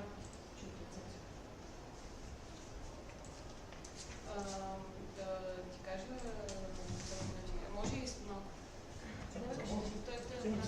Ами, после тези... Не, ако искаш, ще малко. Ти ще почнеш.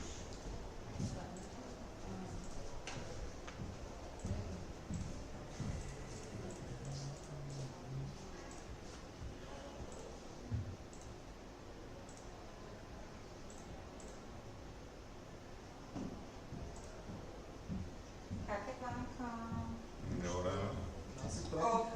Много ван. Много ванковци, наистина факт. Така е. Too much. Някой от вас как се смени името? Моя официална предишна карта? Реално никой не си ползва официално. Ти си го ползваш? Или ванката не го болиш? Е друго. България 8 и 14 са паднали, бе? Кой? Паднали са. Много е downfall. Да. Това кое е ESM Плодив, те са паднали. Къде ти е тази държава? Защо всички са паднали? Това не е нормално. Сметка на... Защото имаме... Сигурно сметка на Ласева и Софийски. Софийски е паднал също. Да. Заради Бургас. Да. Aesthetics. Last sec. И те са паднали. Кой е това? Това само си говорим, да, колко се занимава и в принцип, но от този проект, дето имахме на ЕНЕА Търново там за да правих, как се правят по... Да, видяхте видеята тогава. Accessible клипчета, ивенти и такива неща. Ами, то проектът ми научедохме го, но идеята беше там, че да имаме някаква стратегия, с която да... Нещо като някакъв малък документ, който да пращаме с препоръки как се правят accessible и inclusive събития, така, примерно, в локалните места. Да разпишем документ, да. Да, ти имаш тази таблица, която правите за ESN София, така че мога да ползваме нея като основа. Само секунда. Може да те за 5 минути. Сега задължително те. Ами, не точно сега, но днес. Може ли да е малко по-късно? Добре, ама да не забравя. Няма. Добре, минутка да. Кога да ти напомня? След минутка да Да, добре, окей. Просто да мога да го направя, то е твоята таблица, това, което мислим ли от ESN Software, някаква презентация с буквално какво правите на Кароки, какво правите на PubPro и такива неща. Тези, които са наистина International в Wikito, в Toolbox, които пак са... Да го комбинираме между това. И някакви неща, които хората са мислят. Ще го мислим, че това е едното, а другия документ, който аз съм да направя. Ще се включа да... Това е само, че ще го пратим на мен, на тебе. Да. Тренинги, което е... Аз ще си бях написал с някакви неща, признавам си, оформи си документ, малко по-така. Ама сега съм прочел на сесията и то мога да го покажа, това е такъв документ, дето ще е... Без нещо като събиране на най-добри практики, т.е. Ето по едно. Обучения, кога да се случва, таймлайна какъв да е... Това за някой партнершип координатора или човек, който ще го Това е за човек, който ще прави обучения след. Или бордът вече. Тоест да има този документ формален. То това е идеята на сесията, аз ще го обясня, че просто да имаме документи, структура удобно и малко да си запишем с документ. Да си запиша разработване на документ. Документи за събития, комбинирана таблица, плюс ESN Wiki, плюс какво казах? Да, плюс... Твоята таблица на ESN Software презентацията от ESN Wiki и от ЕНЕА от Търново от Хърча. Проектът. Това е чаката. Добре, август месец? Когато и да е просто да...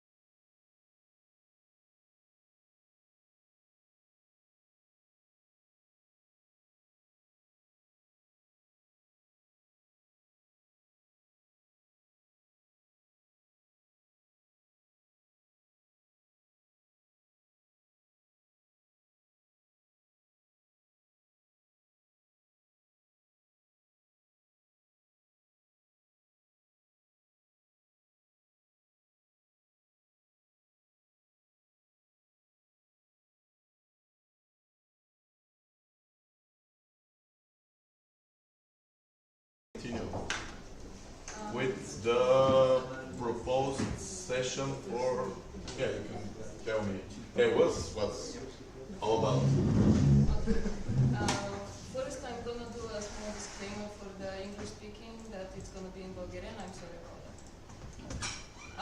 Така, нека започнем с една статистика. Колко от вас бяха тук преди 9 часа? Колко човека са това? Преди 9 не беше.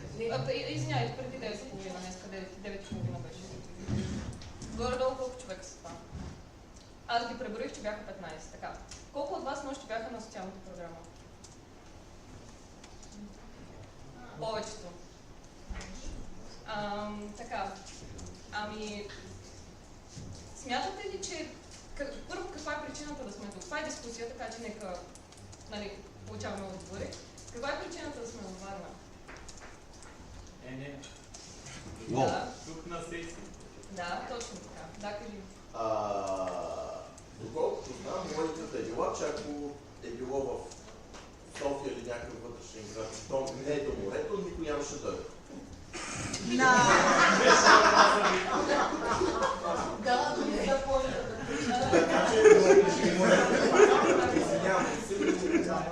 благодаря за отговор, но не беше това въпрос, който става.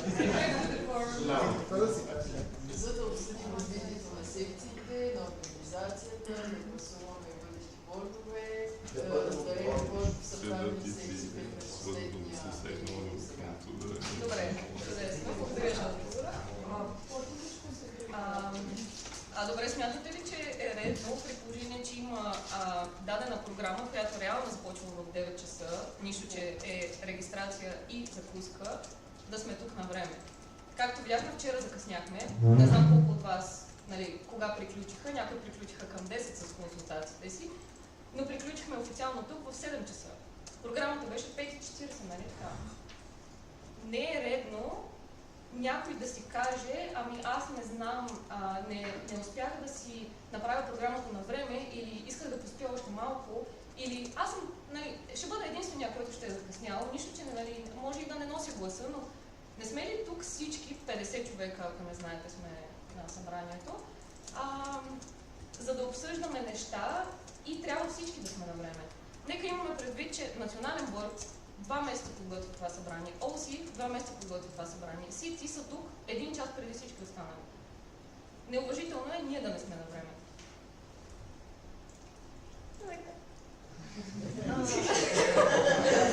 Сега решихме малко да я изиграме тази динамика като доброто и лошото течение. За първи път не е, че е добро. Само да ви кажа, си е много достойна наследница. Така, значи сега ще ви разкажа една история. Всичко е продиктувано от лични решения, аз вземам напълно отговорност за действията. Така, от 4 месеца не съм справила да пътувам. Това хората, които най-вероятно се имаме в Инстаграм, сте го видяли. И защо ме нямаше на социалната програма в петък и в събота? Да ви кажа, фоното много силно ме удари. Знам, Варна ми е любим град. Ако не живея в София, ще да живея във Варна. Така че обожавам да се разхождам във Варна, в морската градина и като цяло много обичам и да ходим на партията. Обаче, в момента, в който съм си дала сметка, че съм си прекрачила лични граници и социалната ми батерия не е на дъното, ами е на минус вече, реших просто да си остана в стаята и 10 часа да лежа на леглото. И защо ви казвам това? Защото съм наясна, че на следващата сутрин ще трябва да стана, ще трябва да си оправя багажа, ще трябва да се изкъпя и да се оправя и да си слага 15 минути очната линия, за да съм тук на време. Сега, други въпрос е, че ние бяхме дошли с Андрея и с Кали 10 минути преди официалното начало на самата адженда, но генерално сме тук, за да, както Габи подчерта, за да решаваме и за да оформяме заедно бъдещето на ЕСМ България. И това не може да става толкова добре, толкова плавно, ефективно, ако не поемем отговорност за собствените си действия и не гледаме да уважаваме времето и това, което хората са подготвили за нас. И затова нагласила си аларми, идваме тук на време. Поне това е минимума, който можем да дадем едни на други, за да вървят нещата както трябва. Това е минимално ниво на уважение и отговорност едни спрямо други. Сега само да И само да кажа, че вече малко гледаме от перспективата на от другата страна, малко почти извън ЕСН, но и вече от международно ниво. Това нещо не се толерира в други държави. Не знам къде сте били на национално събрание на други държави, но една Германия е общо събрание от 150 души. 150 души. Ако някой не е на време, ще си влезеш в кафе паузата. Гласът ти няма да бъде зачетен, кворума, няма да бъде зачетен към гласуването, към кворума, по същия начин е на общите събрания. Такива неща не се толерират. Ако някоя държава закъсне, съжалявам, няма да може да гласуваш. И после ти обясняваме на държавата, защо не си могъл да упражняваш правото си на глас, защото си дошъл 2 минути след като сме изчели всички държави. А вече на професионално ниво, вие тук повечето, ако не всички вече работите, знаете, че такива неща също не се толерират. Имайте предвид, че ЕСН е една малка подготовка за професионален живот, ако искате да вярвате, но нещата, които взимате в ЕСН, може да използвате много в професионалния си живот. И това е най-малкото базово ниво на работна етика. Да имаме предвид в случая, да вземем ОСИ, направили са план, обадили са се на някой друг, направили са цялата организация, неща, които вие вероятно не виждате, че обяда идва в определен час, че вечерята е в определено време, че има нещо друго запазено или нагласено. Това, че някой си казва, няма проблем, аз да закъсня с 5 минути, променя на още 10 човека плана или на още 50 човека плана.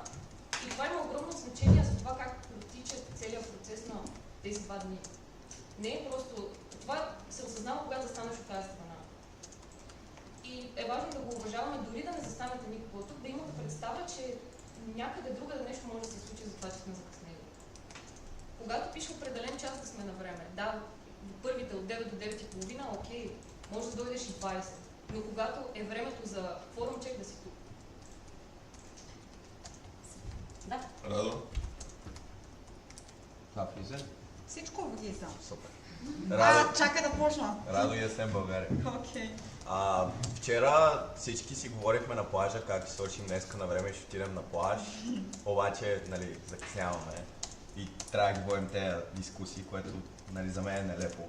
Мисля, че също нелепото е да ви третираме като еразми и да ви казваме елате с час по-рано и всъщност да почваме час по-късно. В смисъл, айде да не си играем на котка и мишка. Според мен въобще не е коректно към вас, към работа. И другото е, че вие не може да осъзнаете, че някой път сте прекалено критични към хората, които са отпред, но вие всъщност не изпълнявате малките неща, задълженията малките, които имате вие, но обаче когато някой застане отпред пред вас и е инвестирал толкова много време, сте критични и сте някакво, то има време, не ме интересува, той това трябва да го направи.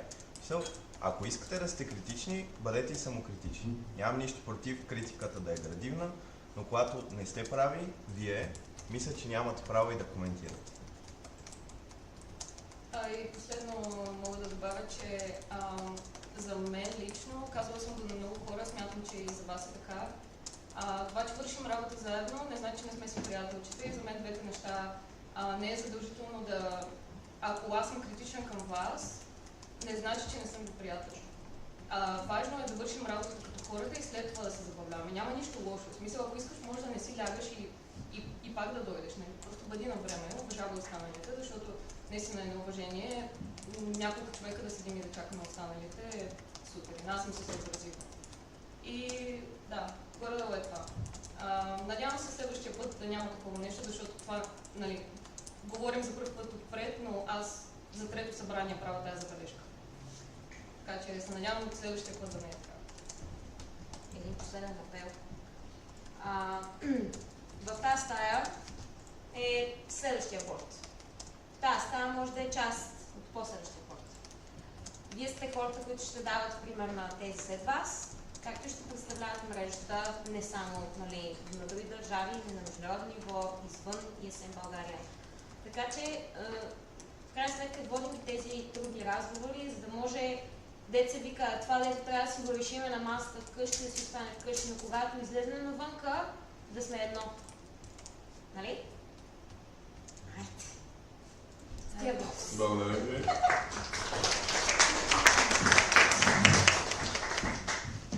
Това беше наистина много важна дискусия. Надявам се да сте помислили над нещата, които казаха момичетата. И аз бих добавил, социалната програма е нещо много хубаво. Хубаво да се уважава, обаче винаги можете да направите така, че да станете на време. Аз вчера се прибрах в 5 часа и съм тук. Аз нямам друг избор, но по принцип шах съм тук, така или иначе. Така че, възможно, малко ще ви боли главата, малко ще ви се спи, но нещата ще се случат и после поведем ще на работа. Okay, so let's get back to the agenda and what do we have? Let's see. National training strategy. Yes, we have a national training strategy, so maybe Banka will present.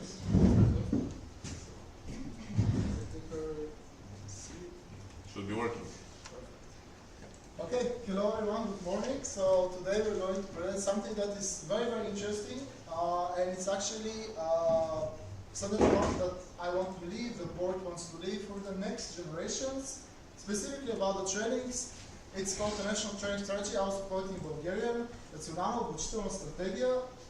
I think it sounds even more cool in Bulgarian because it just shows that it's about training and actually developing all the volunteers and retaining them. Because as you mentioned, the other vice, which is Rado, he does the sections, he has members, helps with people, the HR manager helps individual people. What the other vice president does is to develop them. Once you're in, how to push it to the next level in your journey, in careers, and so on and so on. I also keep track of the time because I want to leave time for questions.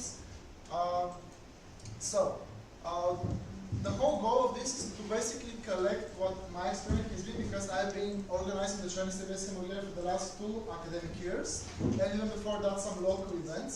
So the whole point is just to collect all this feedback, all this knowledge which is not mine. It's also collected from all the past vice presidents that I can reach out to, which is 1, 2, 3 generations back because I asked them, because they were the ones that made the trainings, what did you do? Why did this work? How many per year? Why this location? And so on and so on. And then we tried and experimented with other tools that we have. So that's the whole point, to have a framework, to have something written down so that whether it will be somebody in the interim position, the new vice president for development, the national board, somebody from the board that will do the trainings, it's good to have a document, something that we now agree upon to actually do it. I want to do this session last year as well as a draft, but sadly there weren't that many people at the NA, so I decided to basically cancel it because it won't be a productive thing, and during the trainings and other NAs we actually got much more feedback to see how it goes. So this session will be just, so it will be a very short summary of the last training because I think that's a very like a highlight step of what it's great to do if you have all the resources done, but even if 1 or 2 of the resources are missing, we can still have a great training. But this is like a highlight of when a lot of things come into play to make it a good event. And I'll use these 2 documents, which again, they're not documents that I created, they're not voted, it's basically just help for me. Personally speaking, this training timeline, I just wrote it as a table last year, just so that for one partner we have like a estimate what we're going to do for 2025 and 2026, like the 3 trainings, CGM, SEEP. So I just wrote it once and never looked back to it because I have it in my mind what I want to do, but I understand that for the future board, for a future person, it's difficult to step and start thinking immediately with the timelines, how many months before training they should organize this, how many weeks before they should open the open call, when they should contact alumni or members, and so on and so on. So everything is connected here in the National Training Strategy, which is a 14-page document, but honestly speaking, it's not difficult, it's just a collection of best practices. Kind of like my mind into a piece of paper. If you want, we can also print it, but let's do it digitally. So yeah, who here was at the national training in Burgas? Raise of hands. Some people are not listening, but who here else was at the national training? Okay. How was the training? Woo! Woo! Yeah!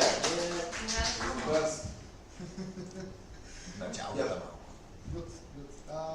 Thanks for that. I also have some questions to steer the discussion if needed. In terms of trainings, I can summarize that it was a very cool summer, like a very nice end of the mandate, end of the year training because it was a bit more relaxed, yet at the same time we managed to bring a lot of people.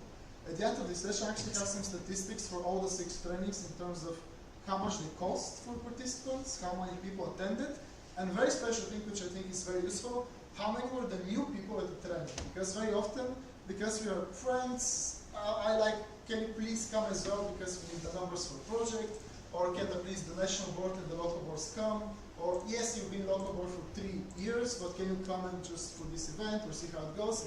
That's great, it's not discouraged, but for the sake of also that point, I want to see how many are the new people, the relevant people as well for a specific training. So in a nutshell, in the numbers for the training in Burgas, we had 45 participants, 46, but one person didn't sign on the list, but whatever. 45, and we had 4 people contenting, which is our pool of trainers, and basically experienced members that have given a lot of ESN. They're either certified or then a lot of international experience, and they helped out for this training, which was Evie, which you saw her, you'll probably see her later today. Actually, she's not here. Yeah, you'll see her later today. Petya, who met Ivka, which was vice president of ESN Bulgaria a few generations back. And Andrea from ESN Romania, NEC, who is a very cool person, very active in ESN for the whole HR committee. So she's the people person, you know, like everybody knows her, and she's from Romania, so she was very easy for her to come. And the sessions were 4 on Saturday and 2 more open-ended, more open discussion sessions facilitated by these exact people, me and Joko, the national board, alumni like Dani Tanev, who was the treasurer who came to discuss what you can do as an alumni. So he was the previous treasurer before Joko. So again, these experiences kind of connect with each other. For projects and partners, this is important for trainings because you'll see it also in the document. From what I've seen, projects are difficult, you might not have the person to do them, but right now, more than ever, since I've been in SEN for the last 1 academic year, let's say, the amount of micro grants and this one-time grants that you can do is higher than I've ever been. Like, it's not possible to have 2 projects in the span of 2 months if it's not like that. We had one for NA in April and one for a training in June. So that's 2 projects that were applied in February. One was implemented a month and a half later, and the other was implemented actually again 1.5 months after being accepted. So everything happens very quickly, but that's cool because you can improve an event that you already have. So just to support, to further develop the event. For those who don't know, we were at Beach Club, which was a previous chowder club from back in the day, but it has been restructured as a study space from Sofia University campus in Burgas. And actually, right now, it used to be a co-working space, but this season it's only for events and sessions, obviously. But they were kind enough to let us use the whole place for the whole weekend, like from Friday to Monday. They just gave us the key and told us good luck.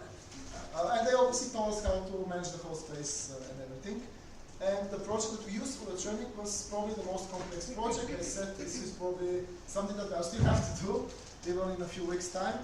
But it's the reporting, which is from the Erasmus Alumni Association. Essentially, very interesting, very continental project. I see that they do activities in Africa, in Asia, they do it in cycles, and we're in the spring cycle, and now for the autumn cycle, most of the events are already finished because people apply in quotas, like you can do 4 events for professional trainings, and we were one of them. And now the quota is finished. So, those who are first, they can use these amazing opportunities. And obviously co-funded the European Union, funded, you have to put this, it's a mandatory brand. From what I understood as well, because I didn't know that there's a specific page with all the logos. And for partners, this is a shout out to Dragu and ESN Burgas. Gabi and Gary as well, who supported him, to Ivan, to everyone.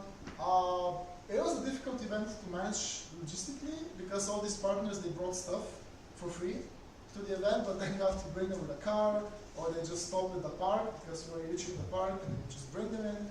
But we had amazing banises and croissants and everything for breakfast. We have lemon juices. And we have coffees, but not only coffees, I'm talking matcha coffee. I'm talking lemonades for 2 mornings in a row. From this very cool place, which I think the owner itself did, which is very cool. And last but not least, we gave certificates because I had the time, I was like, this is a cool initiative if somebody wants to do it for the future trainings, especially the ones that, you know, you can put a nice signature, you can put the logo, you can put another logo, you can put another logo, so I love when there are more logos than just this Bulgarian event. That's great. And so it was participation because some of the internationals needed them for the travel cost or, you know, for something, for accreditation. And for the trainers, we did a recognition which is, you know, delivered. So for the trainings, for the fact that you are there to help out and facilitate. And all of these things are in the strategy, or at least I'll put them as links, so that you have the Canva link ready. So for future trainings, you just change the name. And obviously the cover if you want and everything, but you know, kind of you have a framework to use. We have a framework to use, it's not only you. So essentially it was, I can conclude that it worked well. You said it was successful because there was a strategy, but it was in my mind. Now it will be even written, so that you know what to anticipate months before, and you have to plan your things. And preparations, obviously. You know, talking with alumni, talking with the local section in Burgas. I told Drago that we'll probably be in Burgas in February, and he was active in SM for 1 week. And then he came to Gabrovo, and I told him we'll probably be in Burgas, and then like a few weeks time I told him we were coming, and he was like, whoa. And then he started actually helping out a lot, and then the whole section, which is amazing. With that in mind, we covered the projects and grants, but yeah, they basically lowered the participation fee and increased the overall quality of the event itself. And now this is a very fun slide. I wanted to do it for a lot. This is also for Nelly because I know she likes graphs and everything. This is the participation fee for the last 6 national trainings that we did in euros, because now we're in euros. And I can say that in 2024, 2025 is the first 3 ones, and then these are the same ones. Again, 3 trainings per year. Why here it was like 10 euros, and then the next year again 10 euros? Well, because of the youth center in Starzibor. Christo mentioned it, we're still using it, but this is a good place to use the resources we have. For Starzibor, we have an amazing relationship, and the good thing is that the accommodation is for free. It's provided, it's not, you know, given because they like us. You have to, you know, basically tell who you are, and they know us already, and they have like around 30 beds, which is more than enough. So it's not, you know, the biggest place, but it works just fine for our needs. For this one, which was, you know, let me go in order. A national training here is about new members, so people that are very new, with the opportunity for a bit older ones to essentially give them knowledge. This one is the local boards, which is the next level, a bit more advanced, just a few months after for the local boards. This one again is for everyone, new, old, whatever, because the whole topic was about skills like CV, like presenting in certain for recruiters, how to, let's say, translate your skills in ESN after ESN. So all the things you need outside when you finish with ESN. So it's a topic applicable to everyone. And then the exact same topics 1 more year.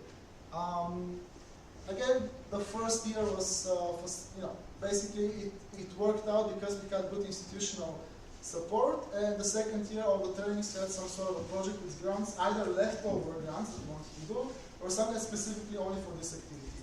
Also, I have to be honest, the prices are in euros for 2 nights for active members, so you can also add like 5 more euros for non-active members. And I can also say that for these 3, there was just the cost of sleeping and lunches, not the dinners. For this year, because we have some grants, we actually started doing dinners on Saturday and dinners on Friday. Usually, before that, the dinners are just a cost out of pocket. So the participation fee could look lower, but if you add also the dinner, maybe this will increase a bit more, maybe 20 euros. For example, this could be like 50 or 55. What happened in Plovdiv? Well, we didn't do anything. They just gave us a lower price because we're a youth organization. But we have to pay just like any normal place we use it. And for the one with the €0, well, that was in Sofia, in the SRCR, the National Agency office, and it had €0, but there was nothing provided as accommodation. So again, there's a hidden cost, so it's not exactly zero for people that came, like, for example, Bujdar from Plovdiv, but still, the participation fee as an access, as the food that we gave there is still zero. And with that in mind, you can see that this consistency of 10 to 15 is more symbolic. It's not the best thing to say, but it works to have some sort of a threshold for these events so that people can come. Because when we rely on people to come and to actually write themselves in the participants list, it's good to actually have some sort of a guarantee. Plus, all these things are kind of reinvested back into the food, into the dinner and everything. So this is all for the common benefit of the network. For number of participants, yeah, this is the correct one. I can say that things started a bit shaky because the first sharing that we had 2 years ago, we had very low amount of people because this is 20 people for an event that was promoted heavily. But, as I always said back then, in the month of November and December, we have the NA and we have the training in the span of 2-3 weeks. The November NA, which was again in Varnaranga, had like 40 people and like lots of new people. So it was okay because there were new people, they just came to the other event in the same month. But still, 20 people decided to come to the Christmassy, more interesting training for LBT Plovdiv. That's probably my most cherished LBT event because I had to do it in 1 month because I came back from a trip and kind of everybody was on board to do it on the same date. And people came, which was amazing. And for the one in Sofia, as you said, it was in Sofia. It was in the summer in June with the national birthday, but again, not too many people came. This was around 12 people. I think these are the real numbers, but I always want to show maybe one person came earlier or they left, so that's why these are estimates. And for this year, again, we have a consistency around 30 people, which I think is amazing. And it's about 34 to 32 to 45, but again, all 3 of them were with the project, so we had to have 33 people. But you can, so everything is good. And last but not least, yeah, oh, they're just very similar. These are the number of new, unique people that came that this event we think is relevant for them. So again, it's great to have friends, it's great to have more people, but just for the reality's sake, to know what context you work with, I checked it right now. And these are, I guess, estimates, but these are basically the new people that this is their first training, or their first local boards training, or this is their first, let's say, their first kind of event in their first semester of ESN. So new people, so kind of people that have been already to 1 or 2 events are not counted. But they're still appreciated to come because, as you can see, local boards are for 2-3 years, some people stay a lot. But there's still some consistency, which is great. And even the ones that I thought were a very weak event had like 7 new participants. Again, some of them were people that came once and we never saw them, but that's still how we operate sometimes. But for sure, here was a pleasant event, and all 3 are just amazing. With that in mind, I can just go over the actual document. Now we can go over it and see it, and that will leave room for some questions.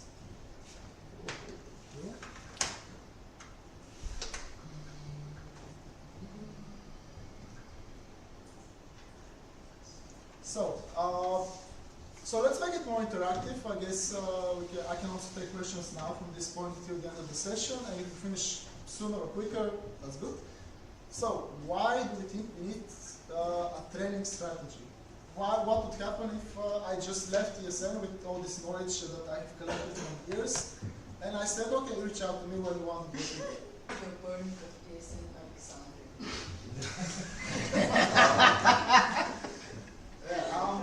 Good question. Good metaphor. Yeah, that's the whole point. To have it written down somewhere, and I think some people asked me on Friday, what's the purpose of this? It's not only to have something that people won't read, because I know it's a document, so I wrote some words, I used some opportunity to basically put some fluff in there as introduction, but all of this, the majority of this document is best practices that I have just seen, and they just write on their own in paragraphs and in sections. essentially about the whole training concept in general. So the content, as you can see, it covers, for example, the timeline, the fact that 3 trainings works, but the third is always optional, which is a big part. So I'll just take you through some highlights of this whole document. We can see that it's important to have it, it provides knowledge, it's a great place for team building, it's a great place to experiment. That's the highlights. If you want, you can read more, just ask me. The timeline itself, I've asked the training coordinators of our countries, I've asked what their documents have. Some of them are in progress, so they're also doing kind of their own strategy or timeline. But again, I think for us things are smaller in scale, so it's not a problem to make something and adapt it later. So that's why we have something kind of finished, but it can always be adapted. So that's because that's how we operate. In a nutshell, but for sure, for all the future networks in ESM Bulgaria in 2-3 years of time, at least one training is mandatory to have. Like if you don't have a training for 1 year, that means that for the second year, that's already a lot of missed costs, missed opportunities for basically involving the people more than just an ACE or just the local events. A local boards is useful to have for this refinement of the boards, because if the goal is to have more and more sections, more and more people, new people in the sections, it's good for them to meet up. And the timeline, I'll say here why. Some people could say, okay, the year starts in September, why not show up in September? Because everybody comes back in September, but the planning starts 2-3 months before. And something that is kind of connected to also the elections of some local boards, that they start their mandate in December, January, not all, but some of them, or some at least some start at the end of the summer. But it's good to have this national training a bit later, in the peak of the autumn semester, because then Erasmus days get finished, the welcome weeks, maybe a trip or 2 trips, maybe the National Assembly, and then after everything you can actually come and share what you did, because maybe a person has been to 1 trip, they've been to ONMNA, and they come together and meet and actually collaborate. That's the whole point, to bring people together, because the trainings in these assemblies are also a help for people to engage and to actually be a network. And for the local boards training, it's a very difficult period, I must say, because the end of January, beginning of February is the exam period for some of you, for the study. But somehow things work out, usually the first week in February. It's a good estimate, like I will put this in class. And the summer training, it's going to happen. I know that Nelly struggled a lot when she was a mandate to do something in June or in the end of May, but people have exam sessions, longer ones, 2, 3, 4 weeks.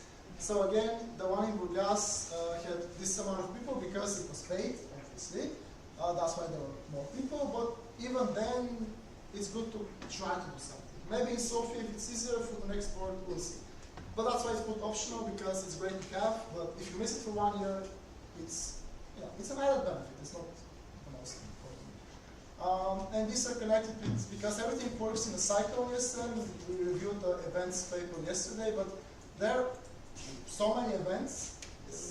Can you zoom it a bit more, because it's very small in the back, we can see. And centralize it, please. Thank you. I'm playing my best. Is it good like this? Yes, and you can just use the point on there is a red point that you can use on the, yes. Because if you highlight it, we cannot see the back as well. Oh, no worries. Everything works in cycles. We have the autumn here, and we have the spring here, and as you can see, a very big event where all the new people want to come, and whoever else can, like SIP or EGM, and then after that, a training so that people can actually enjoy it. Now, I must say, for SIP and for EGM, if you come to, let's say, your local section in September, you're already kind of late to register for these events, because they happen like 3-4 months before. So, SIP and EGM are things that do 1 semester before. So that's why these national trainings are usually where you see the newest, the brightest people. And the training, then this SIP and EGM are when you see, the ones from the last semester. That's just how it is. Works ourselves the realistic thing.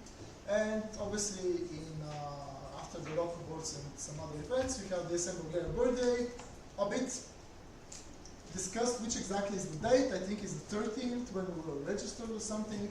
But we also accept 14th and 15th of June, somewhere there. It's a birthday, maybe that's the charm, to not know which exactly is the date. Because, you know, it's one to register, it wants to be accepted to the EGA, it wants to make a national event, whatever. Also, somebody told me, but this is technically the birthday of ESN Sofia University as well, since there was the first section. So it's a double birthday, if you want to put it this way, for Bulgarian Sofia University. But yeah, and the last part is about the timeline, about planning, because as we discussed yesterday, you have places like community meetings, maybe in January, February, maybe in September. So they always play around and having these small things in your country for those that cannot go to international events, or the reverse, to go to international events, then you want to share the practices to the next national check. So this flexibility is, we can do it. Some countries cannot because they always work in working groups, in OCs, in documents, we have to have a methodology.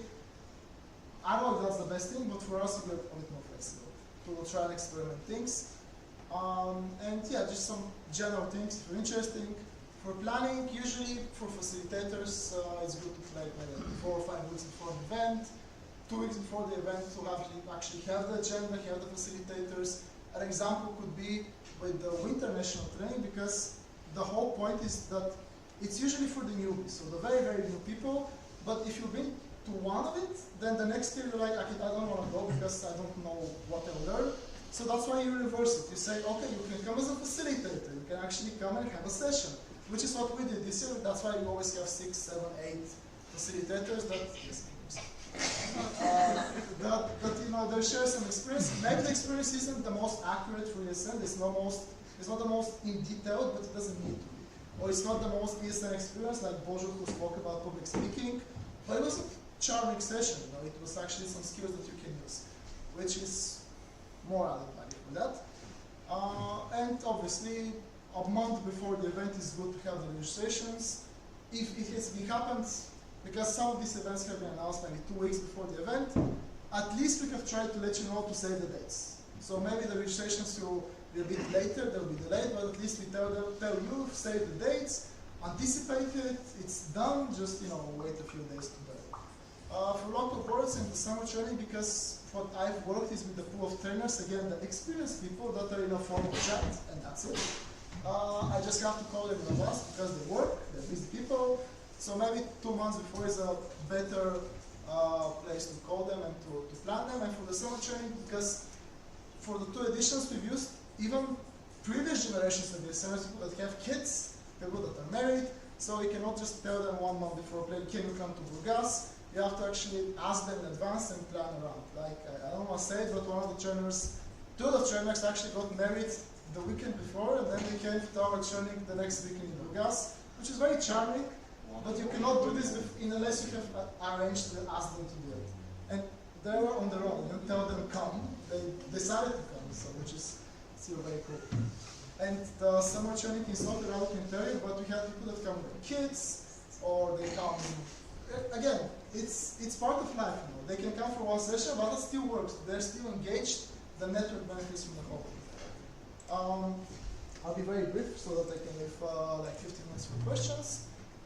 The format, again, all ESN topics, I think it's a given, and for those of you that have been to local boards or training, I must say sometimes you write needs assessments that are usually very predictable. It's not a bad thing to be predictable, but it's usually about the main things, like we need more people, we need more partnerships, better relations with the university, how to make events, and so on and so on. ESN cards. So it's usually, you can kind of predict what is the session. Maybe you can have 1 session for each, and that will be a good event. That's why I'm saying that Gabriel will do an experiment for those who that went, because we tried to pick some of the topics to focus more on them, because we felt that was the need of the section. But again, it's an experiment, that can be adapted always. Yeah, for local boards, the other thing here is that since you're bringing teams of people, it's good to do something about team stuff. And you can be more informal team building, but again, that's a recommendation. And for the summer, I really think it's great to not repeat the winter training with the basic stuff, because usually in the summer semester we have less new people. So it's better to bring everybody. So not only volunteers, we've opened both our summer trainings to basically any local youth that came. Like university students, your friends, your grandma, whoever wants to come. And things are about professional development, some soft skills, what to do in ESN after we finish with ESN, and so on and so on. Yeah, and obviously it's in the summer, it's around the birthday, if you can combine it, better. If not, you can always do it in 2 separate occasions. The pool of channels with Mesha, but they're basically my right hand and left hand and everything this year, because maybe this is, let's say, a legacy for the future boards, but I'm not the person that should train the sessions. I shouldn't facilitate all the sessions for the training. I should organize it. And that's why I found great joy, because as an OC, I have the control to pick the teams and the venues and basically how it will look like. But the trainers are those that actually do the useful work. So in a way, I must say that we kind of have the freedom to organize something 3 times in a row. Or maybe do, no, whatever. Venues we mentioned, youth centers. I can say that if you're interested, what I can suggest to the next board and we can work together. We've been to Starac Brod, Plovdiv, Gabor, and Pernik for some events, but there are not only these other youth centers, I just didn't mention all of them, but Vraco is a very promising one. I think Rusa is something that's very new. Jambu. I think Jambu, if I wanted to do another training, it would be Jambu for sure. Because it's the next central location, easier, and people have to go to Jambu. I want to see how it's going there. And obviously Burgas and the new youth center in Sofia, which I guess is more useful for Sofia-related local things. These are things that you always know. Sessions on Saturday and Sunday. On Fridays we have some arrivals and openings. Maybe some social program in the morning, like if Christmas, if it is Christmas. Maybe a Saturday, gingerbread houses or something similar. So, the whole board has these things. And I wrote here a special thing, the teams basically thinking as an event organizer, as a birthday planner. It's a party, it's supposed to be fun so that people can come. That's why it's named the Christmas thing, because people say, oh, I don't want to miss Christmas, I want to miss Christmas, so you have to do these national trainings. Or the beach training, like I don't want to miss a training on the beach, that sounds amazing. So even with these words, you can stimulate the new people, the ones that wouldn't know about these things.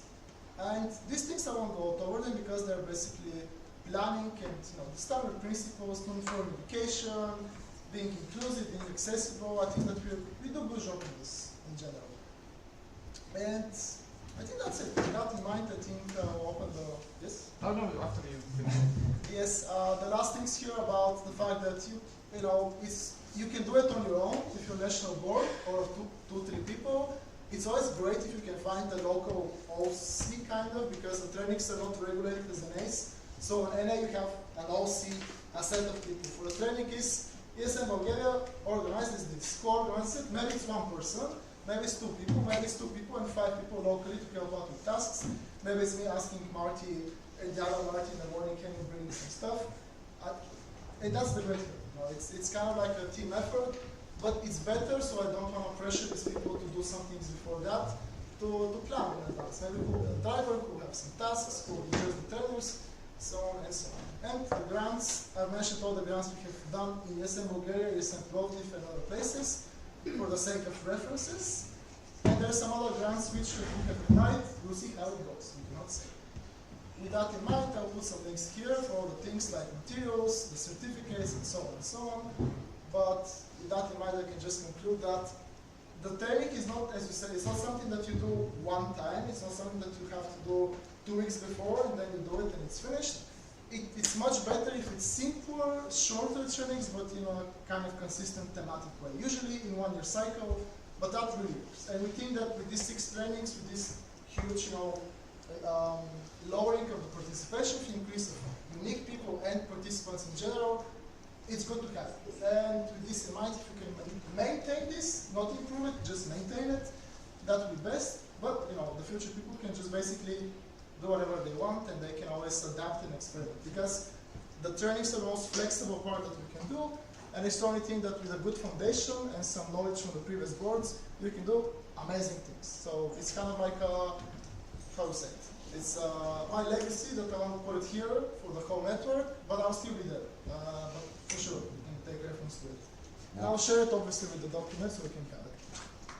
Yeah, with that in mind.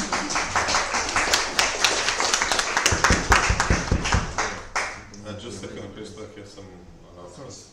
You have the Slido, the link for the questions, and Mihi, Zori, and Rado have already asked many questions, so please don't ask anymore. Yeah. Don't have equal or more than two. Begging. And let other people ask some questions as well. So, yeah. I was about to say that now you can ask questions about what can be changed, what can be improved, but I guess you only have the questions. I'll try to be brief for the second time. How much time do you have? Not enough for all the questions to be Не, има някои, които се повтарят. Attention. 15 минути. Okay, she's Is someone typing a question actually? Or thinking about typing? Okay, then we'll close it. Perfect. First question. In that case, I resigned my question, so I will converse this with Ivan in an informal moment. Okay. So no need If you want, you can. Not at all. Okay. It's already in the slide. That's okay. Yeah. First question from Zori, Essence of University. Reaching alumni, is there a group or chat where you're added and you're able to reach to them, or is it thanks to personal connections with them that you're able to contact them and have them as trainers? Great question. Very briefly, you have the formal position of an alumni. I think in the last 1 or 2 years, most of the alumni that want to be the formal alumni status, they have actually started doing that and checking the box for alumni and paying the membership fee for that. But before that, and still, all the alumni basically collect in a group chat, which is basically alumni ESM Bulgaria group chat. And it's not all people that can be in ESM Bulgaria, just the ones that want to stay relevant and be asked about things. Again, it's a lot of people, maybe 20 people or something, so I asked them for some things, so Rado or Danny for some trainings, or mainly for some celebrations. And for the training specifically, when I started making the trainings in the pool of trainers, I asked in person some of this, so that I can tell them, can you be part of this training pool of people, and that's a separate chat with like 5 or 6 people. That answers. Okay, next question from Zori, Essence of University. Again, how was the attraction strategy changed to attract more newcomers to the training this year? This is specifically for the ground that you got for the realistic new members that are like the trainings are catered towards. I mean, honestly speaking, I want to think the participation fee decrease makes people come. But when I was looking at the unique people, the new people, it's kind of the same number. So I feel like even if there isn't a grant, there are other factors that contribute more, like the team, like the personal connections, and the fact that the section have to work in, how to say it, telling it one by one. Putting it in the chat, okay, it's amazing that you come here, I'm waiting for you there, are you coming to this event, why don't you come to this event? That works way better than just sending emails. Emails there are for reference, but the attraction is usually from personal touch, the team, the fact that it will be a fun team, and that's the whole promotion of it. And I think the participation fee is kind of more about the amount of people that want to come. That's why there are a lot of people that maybe it's not their first journey, but they will have to be there so that we can cover the limit of people, like 30 people or 40 people for internet. Next question from Michaela Štragarska. Number of participants. Can you provide the regional statistics, people based per city, and suggestions on how to improve the promotion in smaller or less active sections? If you want, I can elaborate. I mean, I understood it. Regional statistics, I can say that when an event is in Sofia, people of Sofia will come, but they won't be as engaged. If it's in a central city or even a city without a section, just in the middle of, not nowhere, but without part of this network, people will be curious to see even the city. Like, oh, I've never been to Gabru, I want to see how it is. So that also plays into effect.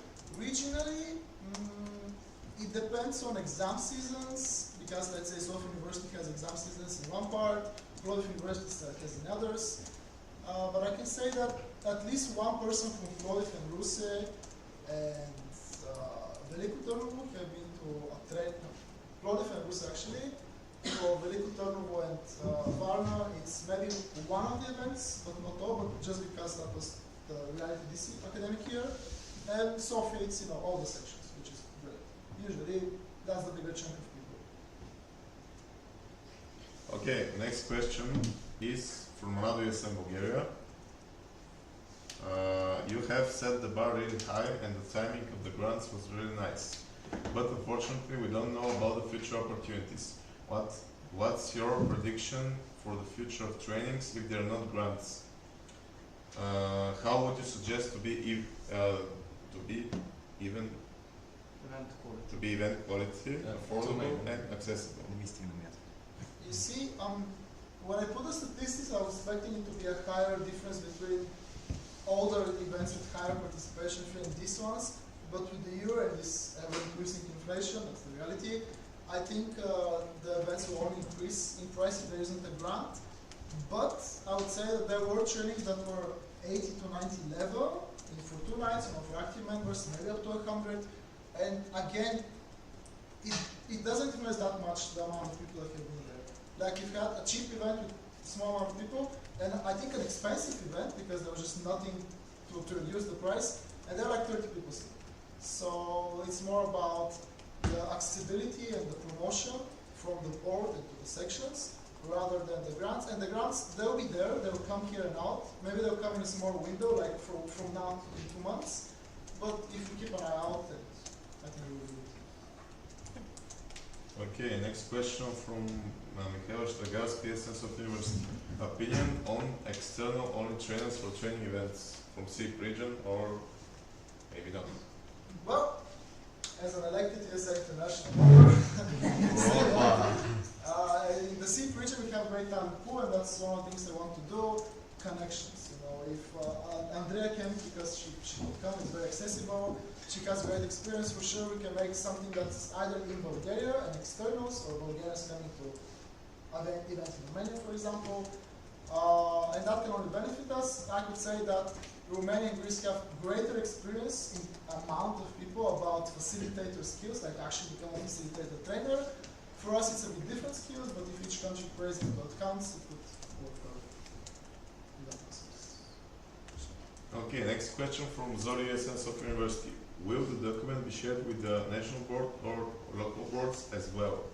I will share it. It's very new, literally from the last 24 hours, because that's when I could do it. But we can share it, maybe through an email, then you can put some comments if you want.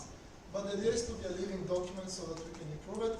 And I can share it now in the chat just to see if you want. It will be in the notes too. It's already in the notes, so in like 3 weeks or something, you will have it either way. Sorry, Banka, but I can put it. Okay, next question from Mikhail Shtagarska, Essence of University. Do you believe that some dates of the training are subject to change, and will this affect positively or negatively the participation rate?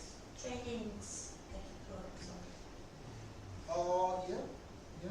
No, that's what works now. That's not what worked years before, but that's what works because, as I said, 2-3 months into the semester is the peak of all the events, and people have done things and they want to see more things. So that's what usually is a good time to do it.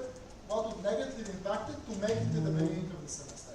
Like, let's make it in September because it's before the academic year. Well, good luck, because maybe people won't be in the location you want to do, but that's the current reality. It can always be adapted, especially the local board training. I think that's very flexible. Like, I cannot say if it's better to do it at the end of the first or the second semester, so maybe twice. It's flexible. Can I have a comment about it? Yes. For the last part that you mentioned on the local boards training, I think it's also important to note out when the local boards are elected, because this can also influence the dates when you have the local boards training. I mean, it also depends on ESM International, but yeah. Well, MBTs have not yet happened because of all the reasons. So what we can do is hope to do it at the peak, not the very start, because that's not realistic in September or January, actually in January, but for some of the sections. And for the others, well, they'll wait till 4 months, but they'll still be in a good time to meet the others. Okay, next question again from Mikhail Shtagarski. What is the reason to add the international events inside the national training strategy documents? Because they develop skills and capacity buildings, and for one person, they can do an international event and skip a national because of finances, or vice versa. Like I don't want to limit the choice they have so that they know that these things exist. They just have to wait for the open course. Okay, next question from Radu ESM Bulgaria. You have mentioned potential trainings with other SIP countries. Is that still on the agenda? Right, sorry,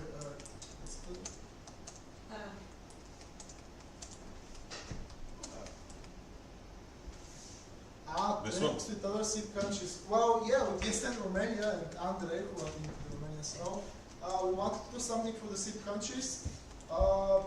We still want to do it, again, as my new role elected, with that to be kind of maybe even easier to do. But the whole point is that our idea for this training with the SIP countries was about training for trainers, because educate sometimes is too expensive, too long for people to attend it. So this was a way to basically maybe do something more condensed. And the idea is that I really don't want to do something big and to try to make it complicated. So what we discussed with him is either, for example, we make a training and just open call for other countries to come, like in Burgas. People came, but it wasn't a SIP initiative, it was ESM Bulgaria, but with SIP representation, or ESM Romania do something, and there the trainers come from Bulgaria, or the event is in Bulgaria, trainers come from Romania. It's still in the books. I cannot say when and how it will happen, but Andrei is still active, I'm still active, and there are countries that want to send participants at least, so at least the engagement is there. Also, it can be online as well. This is the other way. If it's not possible physically, something online will be planned for sure. Okay, next and final question from Mikhail Shtagarski, Sofia University again. Suggestion from her: if this document will be for use of local boards, I think it would be useful to add a general description of each training, objectives, etc. I agree. It's a draft, and that's the best I can do for now, but I have a summer, so I can improve the document. But yeah, thanks for the suggestion. Yeah? Yes, comment. I hope that you are okay with other MB members, previous members, or just active members on helping you with this, because I know you created it on your own, but I think bringing a bit more perspective on this general description or in general can be good. I agree. Again, it's been done in the last few hours, the final version. No, the final draft version from the foundation. And now, on top of this foundation, we can collect experiences, best practices, and that's why it's called the strategy for ESM Bulgaria for 2-3 years in the future, because as you said, people can give their feedback, it can be used, it can be changed, people can write, oh, this event doesn't work well right now, let's try it for 1 year, or this summer training, let's always have it at the beach because it doesn't make sense to not go to the beach, stuff like this. So with the comments and the fact that I'll be sure to collect these and working groups as well, because I won't be formally doing it. It will again within a working group with the national board, or helping as an interim or whatever, or a working group more realistically, we can make it. And it will be adapted and it's a flexible document. Okay, thanks Zanka. This is the end of the question round. And now we will get the audit report from our sole member of the audit commission, Helix.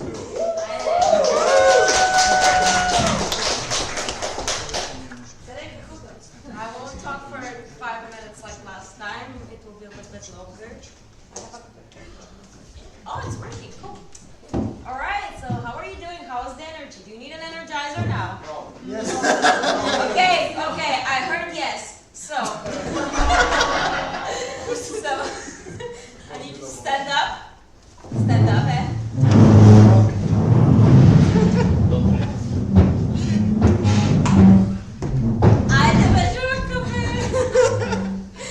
Okay, and then sit down. Sit down. That's enough. And then stand up again. And then sit down. And now we're good to go. Okay.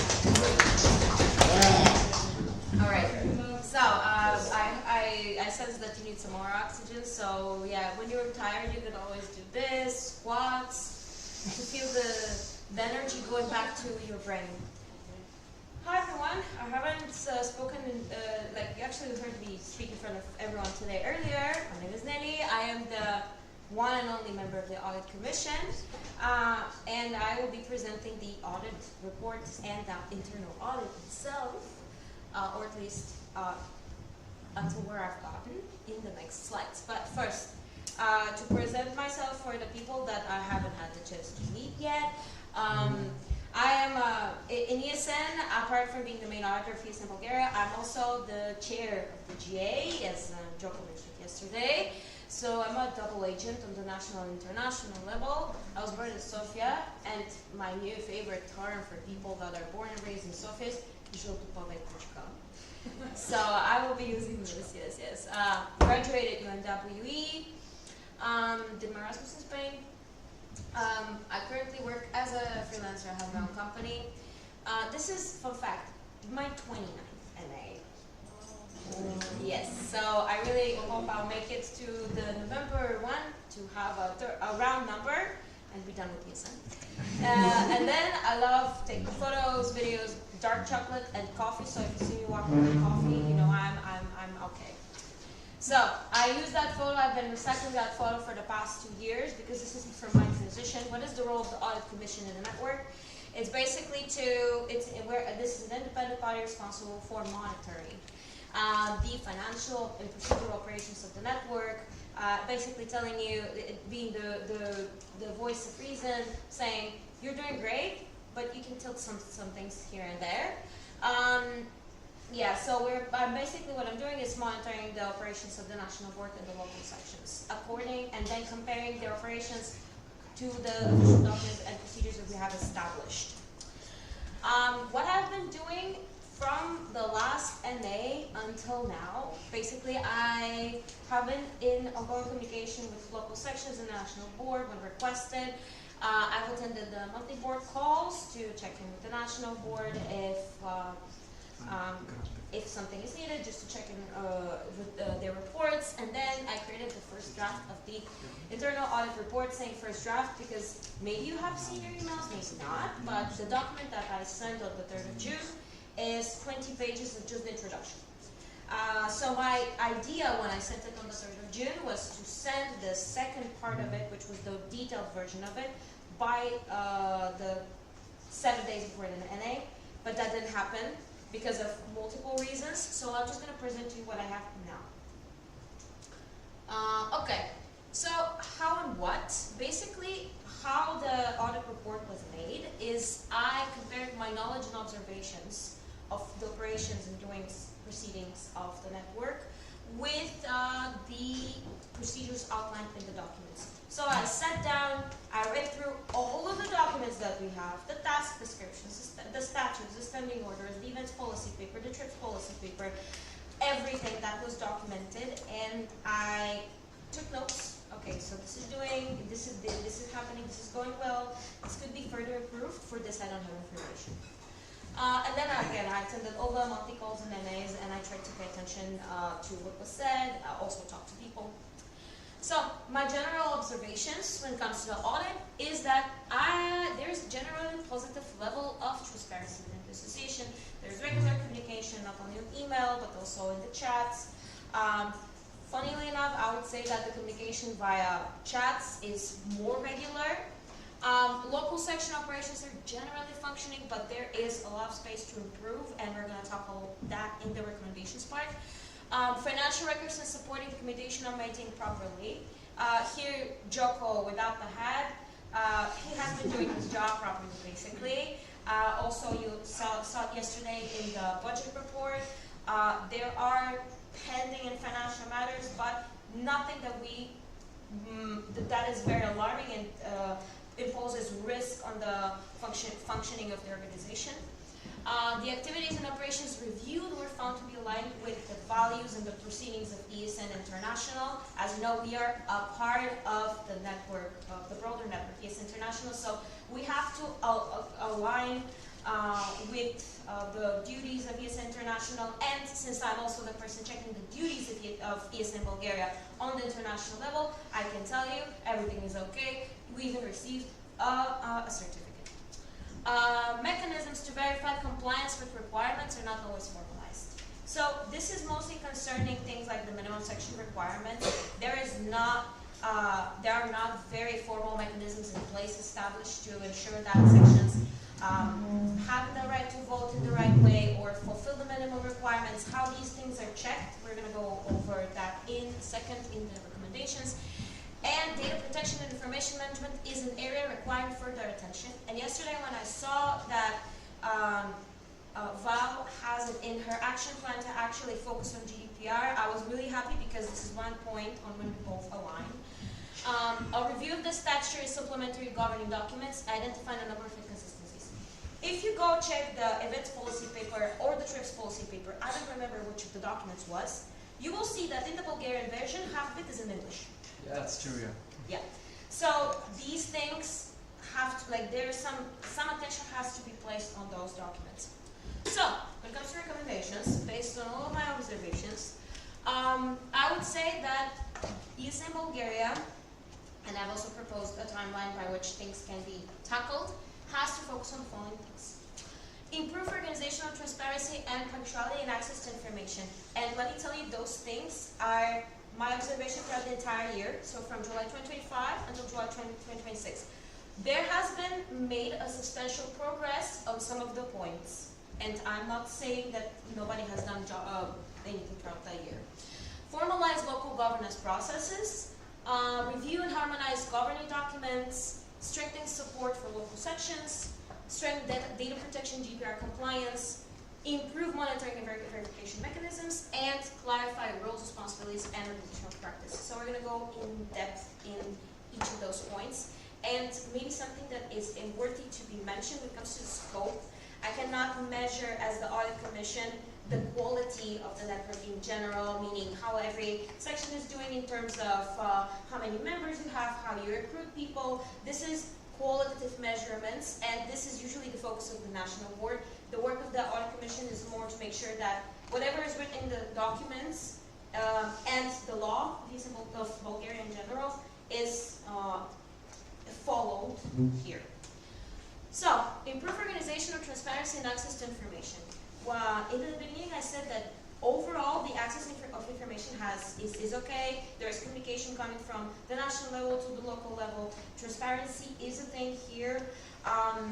But when it comes to access to information, a lot of progress has been made. For example, the official documents of ESN Bulgaria, along with some templates for reports, minutes, etc., have been made available to the network. But maybe here the biggest point I would like to highlight is the punctuality of this information and when it reaches the NOs compared to what is written down in the official documents. Meaning adherence to deadlines. Things reach the network, but they don't reach it within the deadlines that they have to. It could be a couple of days, but still punctuality here is a thing. We can later talk about risks. Possible solutions to that would be to just put all of the information, not just the official documents, but all templates, all the manuals, even the strategy that Ivan just made in one place. Wiki could be an option, or it could be, again, the same folder in Google Drive. Create communication guidelines. Another thing here, this concerns a lot the mailing lists. We have a set of mailing lists, what is used for, in what type of communication. Also, the Audit Commission and the Alumni Council have to be added. The mailing lists of the Audit and of the Alumni Council have to be added to more communication than they're currently added to.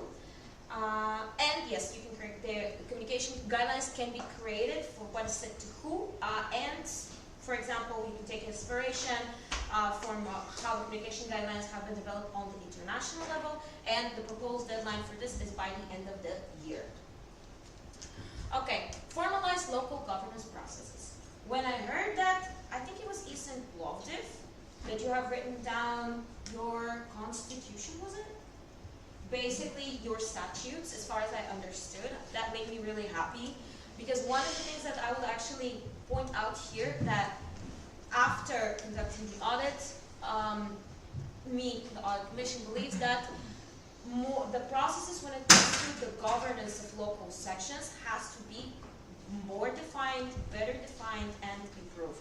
So, local General Assembly invitations and minutes. I don't know if you know, but in the statutes and in the standing orders, there are whole articles that outline how local sections have to have their local elections, how they need to conduct their local General Assemblies, and even from my personal experience, the majority of the sections don't follow these articles. So for me, more work has to be done on that, in that sense. And it's not on the national board. Here it's purely about governance within the local sections. Local board election procedures and reporting, things that Joko has had to deal with for the entire year, just because some processes were not very well formalized, and also the usage of documents in that sense at the local level. Membership applications and membership records. So here what I envision is the membership requests, formularte. There should be at least the digital paper versions that are signed. I don't know how to explain it, but if you're a new member, there has to be a membership request that has to be filled in and sent to the board. Consultation processes before national and international events. For me, I put this here. For me, this is a bit broad. I don't think I have enough information to say, but I've heard from some people that in some sections, the local board makes the decision. In other sections, it's one person making the decision. In third sections, it's the local board asking the section. So these are different ways to consult or not your section. So this has to be looked into in further depth. Onboarding process and resources, how you onboard your new people, how you onboard the local board, etc., and then local statutes and internal regulations where applicable. As already mentioned, some sections have them. It's not applicable towards everyone. Review and harmonize governing documents. Here, I don't believe that there is much to say other than there are discrepancies between some of the documents. So the proposal from the Audit Commission is to make a working group to review all of the documents as one whole thing of the network, and to remove obsolete provisions, to change things and to make the documents work more for the reality of ASM Bulgaria now. Update references to non-existent or outdated documents. There are still some documents mentioned in the statutes and internal rules of ASM Bulgaria that don't exist yet. Yes, I will not go into more details here. Strengthening data protection and GDPR compliance. So, ESM Bulgaria collects data for basically any event that it organizes, including of Erasmus students, of us sitting here. Local sections collect data. So, what is it happening exactly with that data afterwards? How is it deleted? Do we have provisions for how long we keep this data? For what purposes? This has to be further tackled.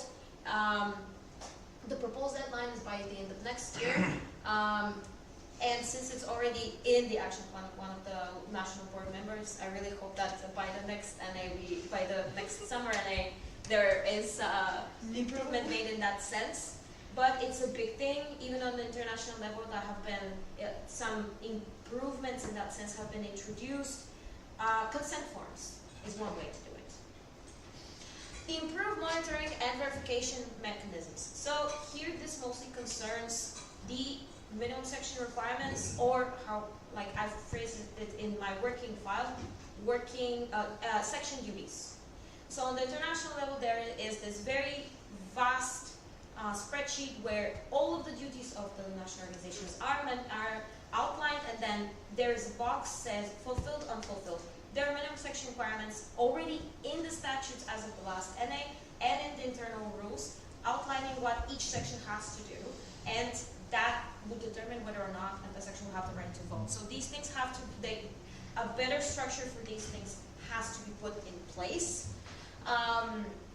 Also for reporting, etc. I've outlined it here more in depth at some point maybe, but here the objective is to not have one body make the decision, but rather make it a fair and transparent process. strengthen support for local sections. I've put this here, not because I have mentioned it already in the previous recommendations, but more as a, to create additional manuals and guidelines for local sections on how to do certain things. Before even I became the vice president of ESM Bulgaria, there was a document called Section Reference Tasks. That was a very good document at the time, but I can tell you it's very outdated, which outlines the basics of managing a section. So if this gets updated and sent to sections that are in revival mode or newly formed sections, which we have the case for candidate sections, it could actually greatly help the network grow. And my focus here is mostly on documentation purposes, because this knowledge, as Ivan even also demonstrated it, once the previous mandate is gone, how do you keep the knowledge in the network? Unless it's documented in some way. Clarify roles, responsibilities, and organizational practice. In that case, when I checked the task description of the national board and the support structures, I noticed that comparing it to the reality that we have, some of the things were not happening as they are described in the task description. Of course, it's understandable here that we have the vacancies in the national board, also the priorities of the national board, also that you have voted in the action plan, so this is the focus of the entire network for the next year. But for me, in that case, this should be a part of the revision of the official documents, how the tasks in the board are distributed, and something else that also maybe might come from my personal experience as well, but tasks that are pending to the board should pertain to someone, to a specific role, to a specific position within the board, so that there is no room for ambiguity who does it. Final reflections after being 2 years simultaneously on the local and the national level, that being a member of two incomplete teams on 2 levels and having goals is challenging. So, rule of thumb, if you're going on the international level, as Ivan already did it, don't do anything else, because burnout is guaranteed. Okay, next steps. Alright, after the observations, recommendations, and everything, there is one very good article in the statutes. It's in the statutes, not in the standing orders. And that is that one of the rights or obligations of the General Assembly is to approve the internal audit report, the yearly audit report that is presented by the Audit Commission. However, for this NA, the audit report has been presented on Sunday. I didn't propose to move the audit report on Saturday for various reasons, but this report is to be a voting proposal. So now we have 3 options. First is to, and just a disclaimer, we have until, I have been a part of the network, and as far as my memory goes back, we haven't actually voted on the internal audit report. So this is me trying to make things right. First option is to amend the agenda and vote on the current version of the audit report now. That means add additional, let's say, 30 minutes to the agenda for section consultations for you to consult your sections and decide if you include this in the voting questions and vote on this version of the audit report today. That's option number 1. Option number 2 is vote on the full version of the audit report. If I make it by November 2026, when we will have our autumn NA. And then option 3 is to organize an extraordinary NA during the summer, and hopefully, I'll still have the full version of the audit report by then. And what is left, these are 3 options. We'll have time to discuss them during the question round, but then the last thing I have to focus on during my mandate is to finish the transition document for the Audit Commission. This will happen in August or September, and all their supporting documents and tools. And that's it.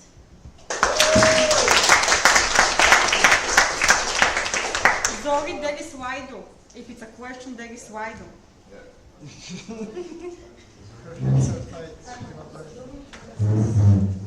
hands are occupied with it. We only have 2 questions on this side. For now. We'll see. Чуди се каза дали е да е въпрос. I'm sorry. She's asking if it should be a question or a procedural. That's why we're considering. Are you thinking about making a procedural amendment? I'm not thinking about making a procedural amendment. I outlined what the 3 options are in that case, because the audit report is presented just now. So you will do them. So Because there is no 4th option. To not do anything. We can actually do that as well, yes. But since the audit report is halfway there, you know, I would still maybe want to have it finished by November. So, if we decide the option where we're voting it now and it's not finished, why would we present it when? Why is it even an option to vote for it now when you're saying that it's not finished? Because the outline of it is ready. So what I just presented to you will just be expanded on. But the main points are already here. Okay, so we can vote on the outline of the audit, but not on the audit report itself. Then we should have voted the market document too. The market. The market document. Моето е само сега, it's an annual. Okay, I have a suggestion. So, could we vote it on NA November? Any objections? No. Perfect. Okay, so Was that like case, I'm dying for another 4 months. So in that case, I'll do my best. I really have not put anything on my agenda, and I hope to have the capacity to finish it by NA November. Sounds good. But a disclaimer is that the data will be relevant for the academic year 2025 to 2026. It might not contain information between July and November, which is a very active month in season, period in season, just FYI. So it's going to reflect the reality of this year, and you can use the recommendations in the following year. That sounds good because you're elected until now, so you make the report until now. It's a very funny situation as well, because according to the official documents of ESN, until a new audit commission is elected, the previous one continues to stay in office. So I'm not really like, this is a huge loophole in the official documents, because according to one article, my mandate is 1 year after I've been elected, but until there is a new audit commission, the current one stays in office. So it's not a loophole. It's very I'm not really sure how to go about that. It's a feature. It's not a bug. So that's why I'm saying May I that. have your attention? So this is kind of off topic. So let's go ahead with the questions, I guess. Okay. Yes. Can we end the question, please? Still typing. Okay. Thank you. Alex, you can close it. What kind of delete that? Kindly delete the stereotype.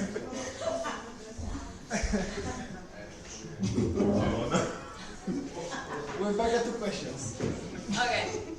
Question from Mikhail Shtagarski, SSF University. Returning the question from yesterday, what is your opinion on multiple national organizations not having an audit commission, and how do they create an internal audit? If you know. Yes, thank you for the question. So, luckily, I'm the one checking the duties, so I can tell you how these things would be interpreted in practice. The way we have been checking the duties until now is we need to have a body established in the official documents. And if the amendment to the statutes and internal rules passes, that means that all the national organizations have to simply have the audit body mentioned in their official documents. But the reality of the network is that not that many national organizations actually have the HR capacity after national board to have members in the audit commission. And this is a trend. It's not only happening in Bulgaria, it happens in many countries. So the duty that is to have an established audit body. It's not mandatory to have members in the audit body in practice. This is regarding the duties, so that the ESN Bulgaria has the right to vote on the international level.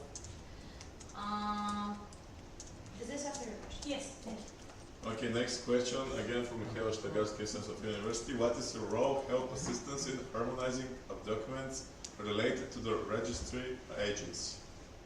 Zero. I haven't taken part in that process. So this has been entirely a battle of Joko and the national board, unfortunately. I was not involved in the redoing of the documents so that they are accepted by the national registry. Okay. Follow comment or? I'll join Joko. Joko. Yes.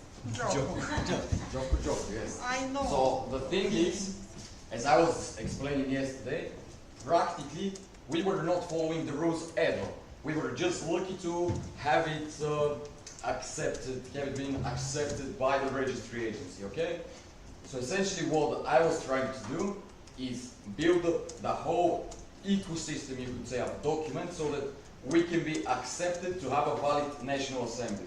The point was, and it might not be the optimal way, but that's how I felt. It was the optimal in my mind at least, for one person to make it the most harmonized in general, and then to sort of impose it, to give it to everyone so that they can have the same local assembly reports, the same structure of local assembly reports. So the point was, in my mind, it would have been optimal if it's just one person to make it harmonized and not spread it around and distribute the task. Oh. Yes. Yes, Miki, yes? Yes, Miki, yes. Yes, at Soria University. It was this question was raised just sorry. It was raised just because the framing of the first slide on what are the next slides going to happen, harmonizing the documents, I interpreted that you helped Joko. That's why I asked it initially, but then later on the slides I understood that it's not that thing. It's a different harmonizing. So there is the version of the documents that is published in the commercial registry, national registry, I don't know. That is the documents that we present in front of the state of Bulgaria. But then there is a set of documents like the trips policy paper, the events policy paper, the task description of the national board, the task description of the audit commission, the standing orders of the alumni council, the statutes, the standing orders. This is a set of documents that has to be harmonized because there are major discrepancies even in the way some positions are named. That, for example, we have made throughout the years a change to the name. Giving an example, the events manager.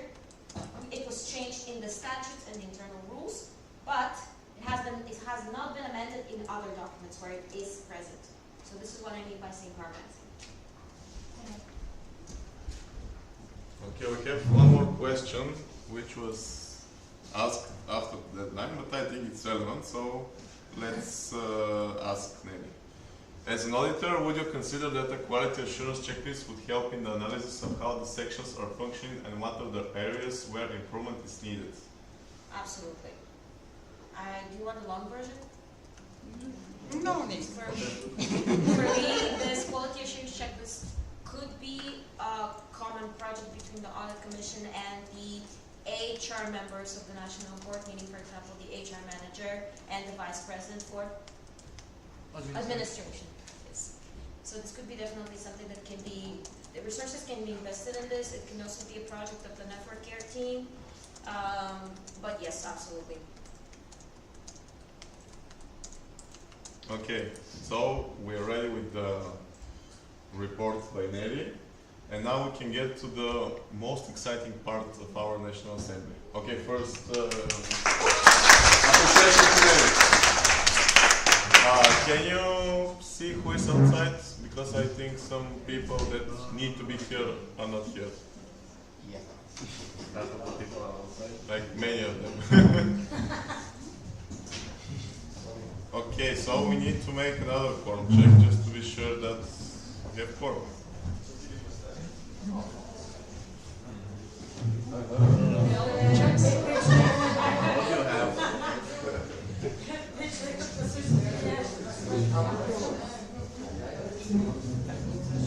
And I have also a question because I saw Yukai taking his backpack.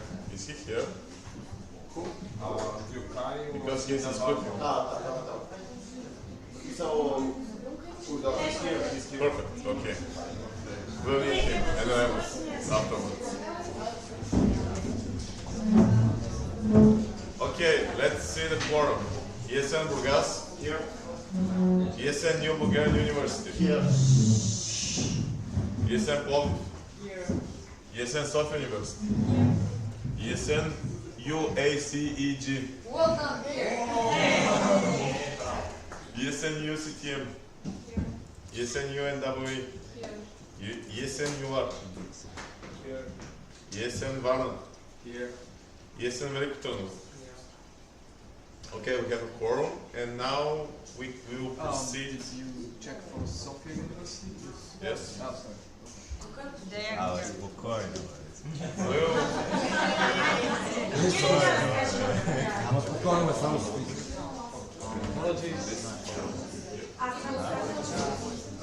We need the two scrutinizers, so I think it was Yukai and Lemus.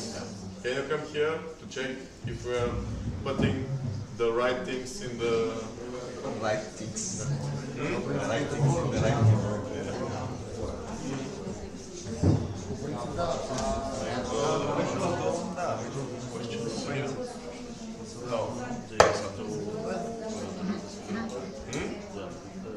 Yeah, this open. Ама 27-30 е едно и също. Ама са две различни. Ама едно предложение. Ама са на две различни места. Ама едно предложение. Две се тая. Ще се правим две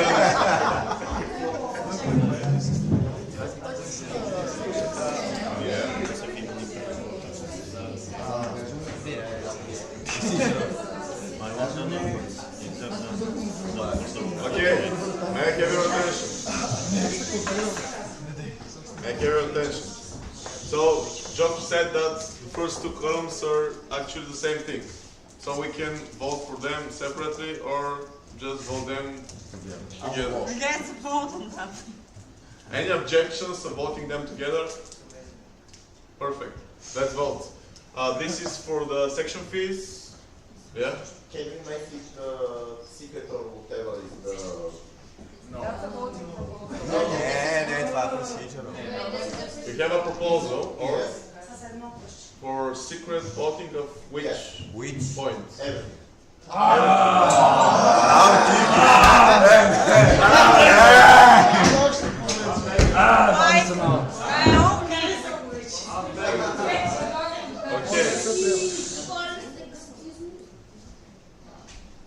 Okay, we can do this. Is there an objection? Yeah. This is a voting proposal. You need to vote on it. But Yeah, I know. We can put another row with this so that we can count the percentage. Are we expecting Alex to type it in Bulgarian as well? He's ready in Arabic. Okay. Yes, exactly. That's what I'm saying. We need to vote on his proposal for everything. Yeah, no, but we need to count first the percentage. And we're using the table for the percentage. Only for this. Then we do it. You can ask if somebody is objecting. Трябва да се гласи.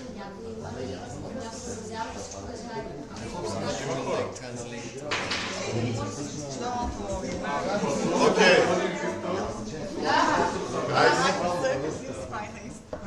Let's vote on it. We vote for this to be secret. The voting of these 4 points afterwards. What are the Okay, 3. The change in the section fees, then the action plan for the last year, and then the candidacy of ESN 2S. TUS. Yes. If that should be secret. We do this here only to calculate the percentage, and then we will delete it because this is not something that we need to vote. Okay. ESN Burgas, how do you vote? Yes, no, abstain? Yes. Yes.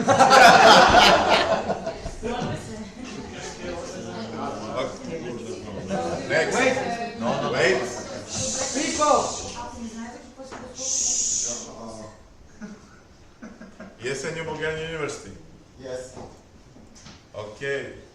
ESN Plovdiv. No. No. Okay. ESN Sofia University. No. Okay. ESN UACEG. Well done, abstain.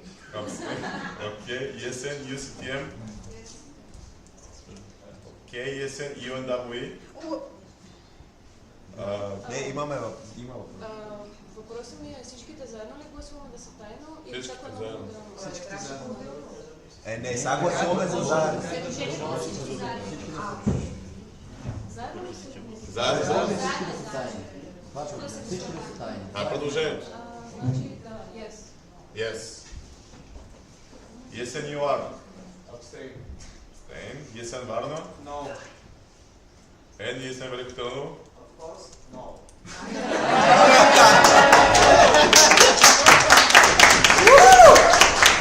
So we don't have 50%, so it will be public. Sorry, Vic. Okay, now we can delete it because we don't. No, leave it. Okay. Leave it for now. So we do this together. Procedural. I want to make technical university secret. Okay. Any objections? Any objections? Like... Ти дойде преди 10 минути, хора. Иване, Any objections? Yes. Okay. To make, yes. So now we have to Right. Joko, do you have Не. Той това искаше да предложи, ама. Okay. Concentrate. Yes, Burgas. Okay, we now, there is a procedural proposal to make the voting for the candidate section of TUS secret, not open to public, but secret. Just So you don't know who voted what? Yeah. Only must Only TUS. ESN Burgas? No. ESN New Bulgarian University? Yes. ESN Plovdiv? ESN Sofia University? No. ESN UACEG? Abstain. ESN UCTM? ESN UNWE? Abstain. ESN UR? ESN Varna? Abstain. ESN Велико Търново? Okay, I guess we don't have them. So it will be open to public.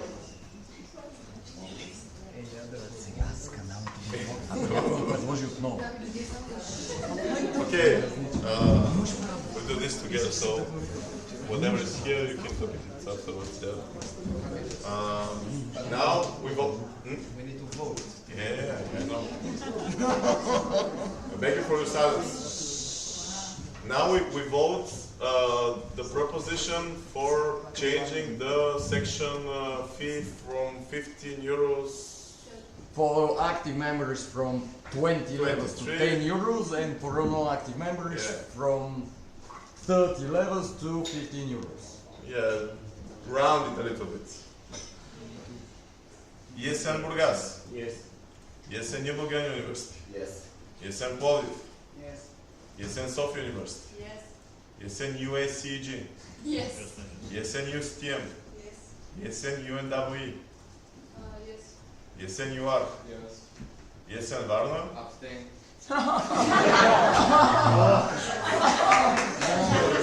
ESN Велико Търново? Okay. So this is the same. Can you do it a bit slowly so that we can actually hear that? It's fine. I hear them. It's fine. Okay. I'm not wrong with it. If you say someone can do it.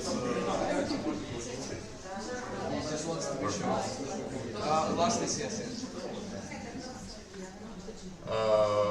Next, we will vote for the action plan of the previous year. The action plan report. ESN Burgas? Yes. ESN New Bulgarian University? Yes. ESN Plovdiv? ESN Sofia University. Yes. ESN UICG. Yes, sorry. ESN UCTM. Yes. ESN UNWE. Yes. ESN UR. Robbie. Yes. ESN Varnaranga. Yes. And ESN Electronovo. Yes. Okay, next question is the candidacy for candidate section for ESN TUS. It's not ESN tools. It's Erasmus. Technical uniforms. Erasmus network. Proposal for candidate section. No, the name written in Bulgarian is Yes. not the one which is the official candidate to be It candidate. cannot be ESN tools because It's candidate not section ESN. cannot be Okay, different what was the name? Erasmus network. It's like Bulgarian level. No, it's not. Why you bullshitting? Okay. Where's the one? Vicky2, Robin, what is the official name? Erasmus network TUS. What is it? We were proposing TUS. Just TUS. Yes, TUS. Okay, only TUS.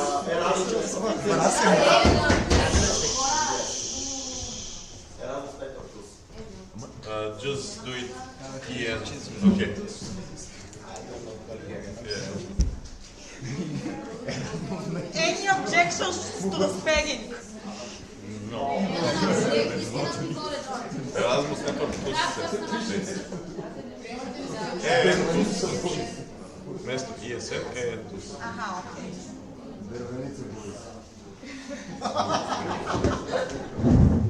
Okay. EN TUS for candidate section. Yes or no or abstain.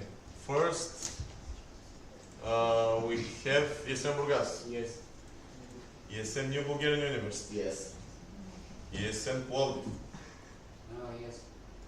ESN Sofia University. Yes. ESN UICG. Yes. ESN UCTM. Yes. ESN UNWE. Yes. ESN UR. Yes. ESN Varna. Varna. Yes, sir. ESN Licton.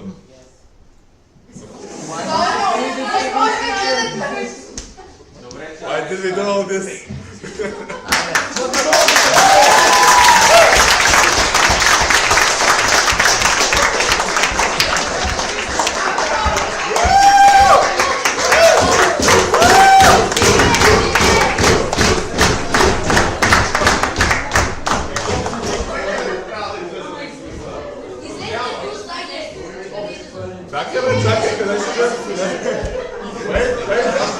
After the voting. I think, am I doing this? Okay, now we need to do the election. Do we have the link for this? Oh yeah, I think this one. Okay, yeah, I know.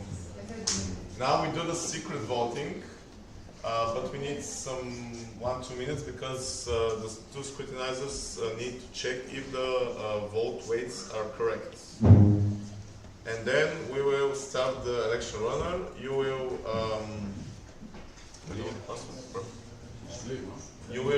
receive an email with everything you need to know, and then we can proceed with the voting. Here on the voters. No, it's not here. The one. Go to election runner. Election runner. And this. And here on voters. Now these numbers should be the same as here to the left. Okay, yeah. You can check it. Should all non-vote holders leave the room? Or should we stay? Okay, done. Okay. Listen to me. Let it do it like this. Everyone who has doesn't carry a vote can go to a coffee break, and the vote holders should stay. Yes.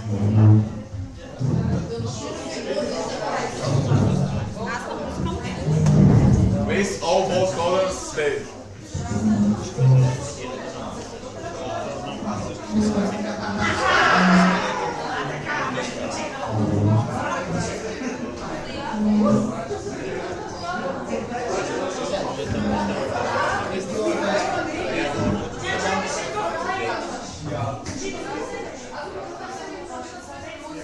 result's gonna be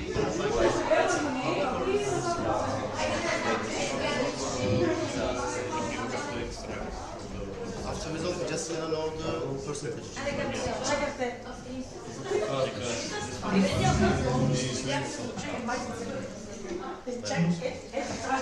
told you to take notes, because I'm just watching.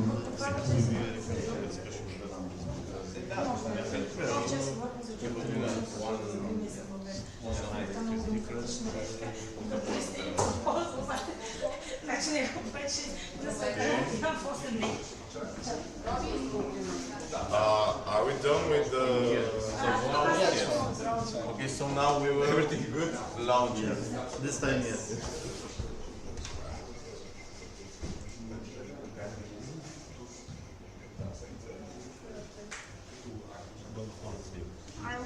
I get some good like 4 hours. So compared to everyone else, I am actually like yeah, I'm very well.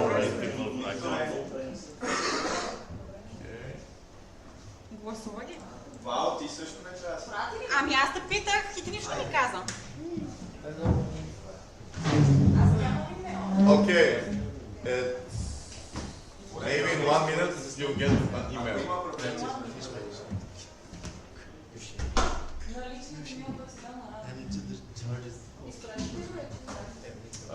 Your election will launch any second now. But you can try to refresh maybe. Okay. Is there a right mail?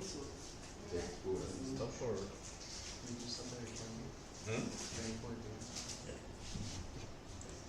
I mean, we did the news.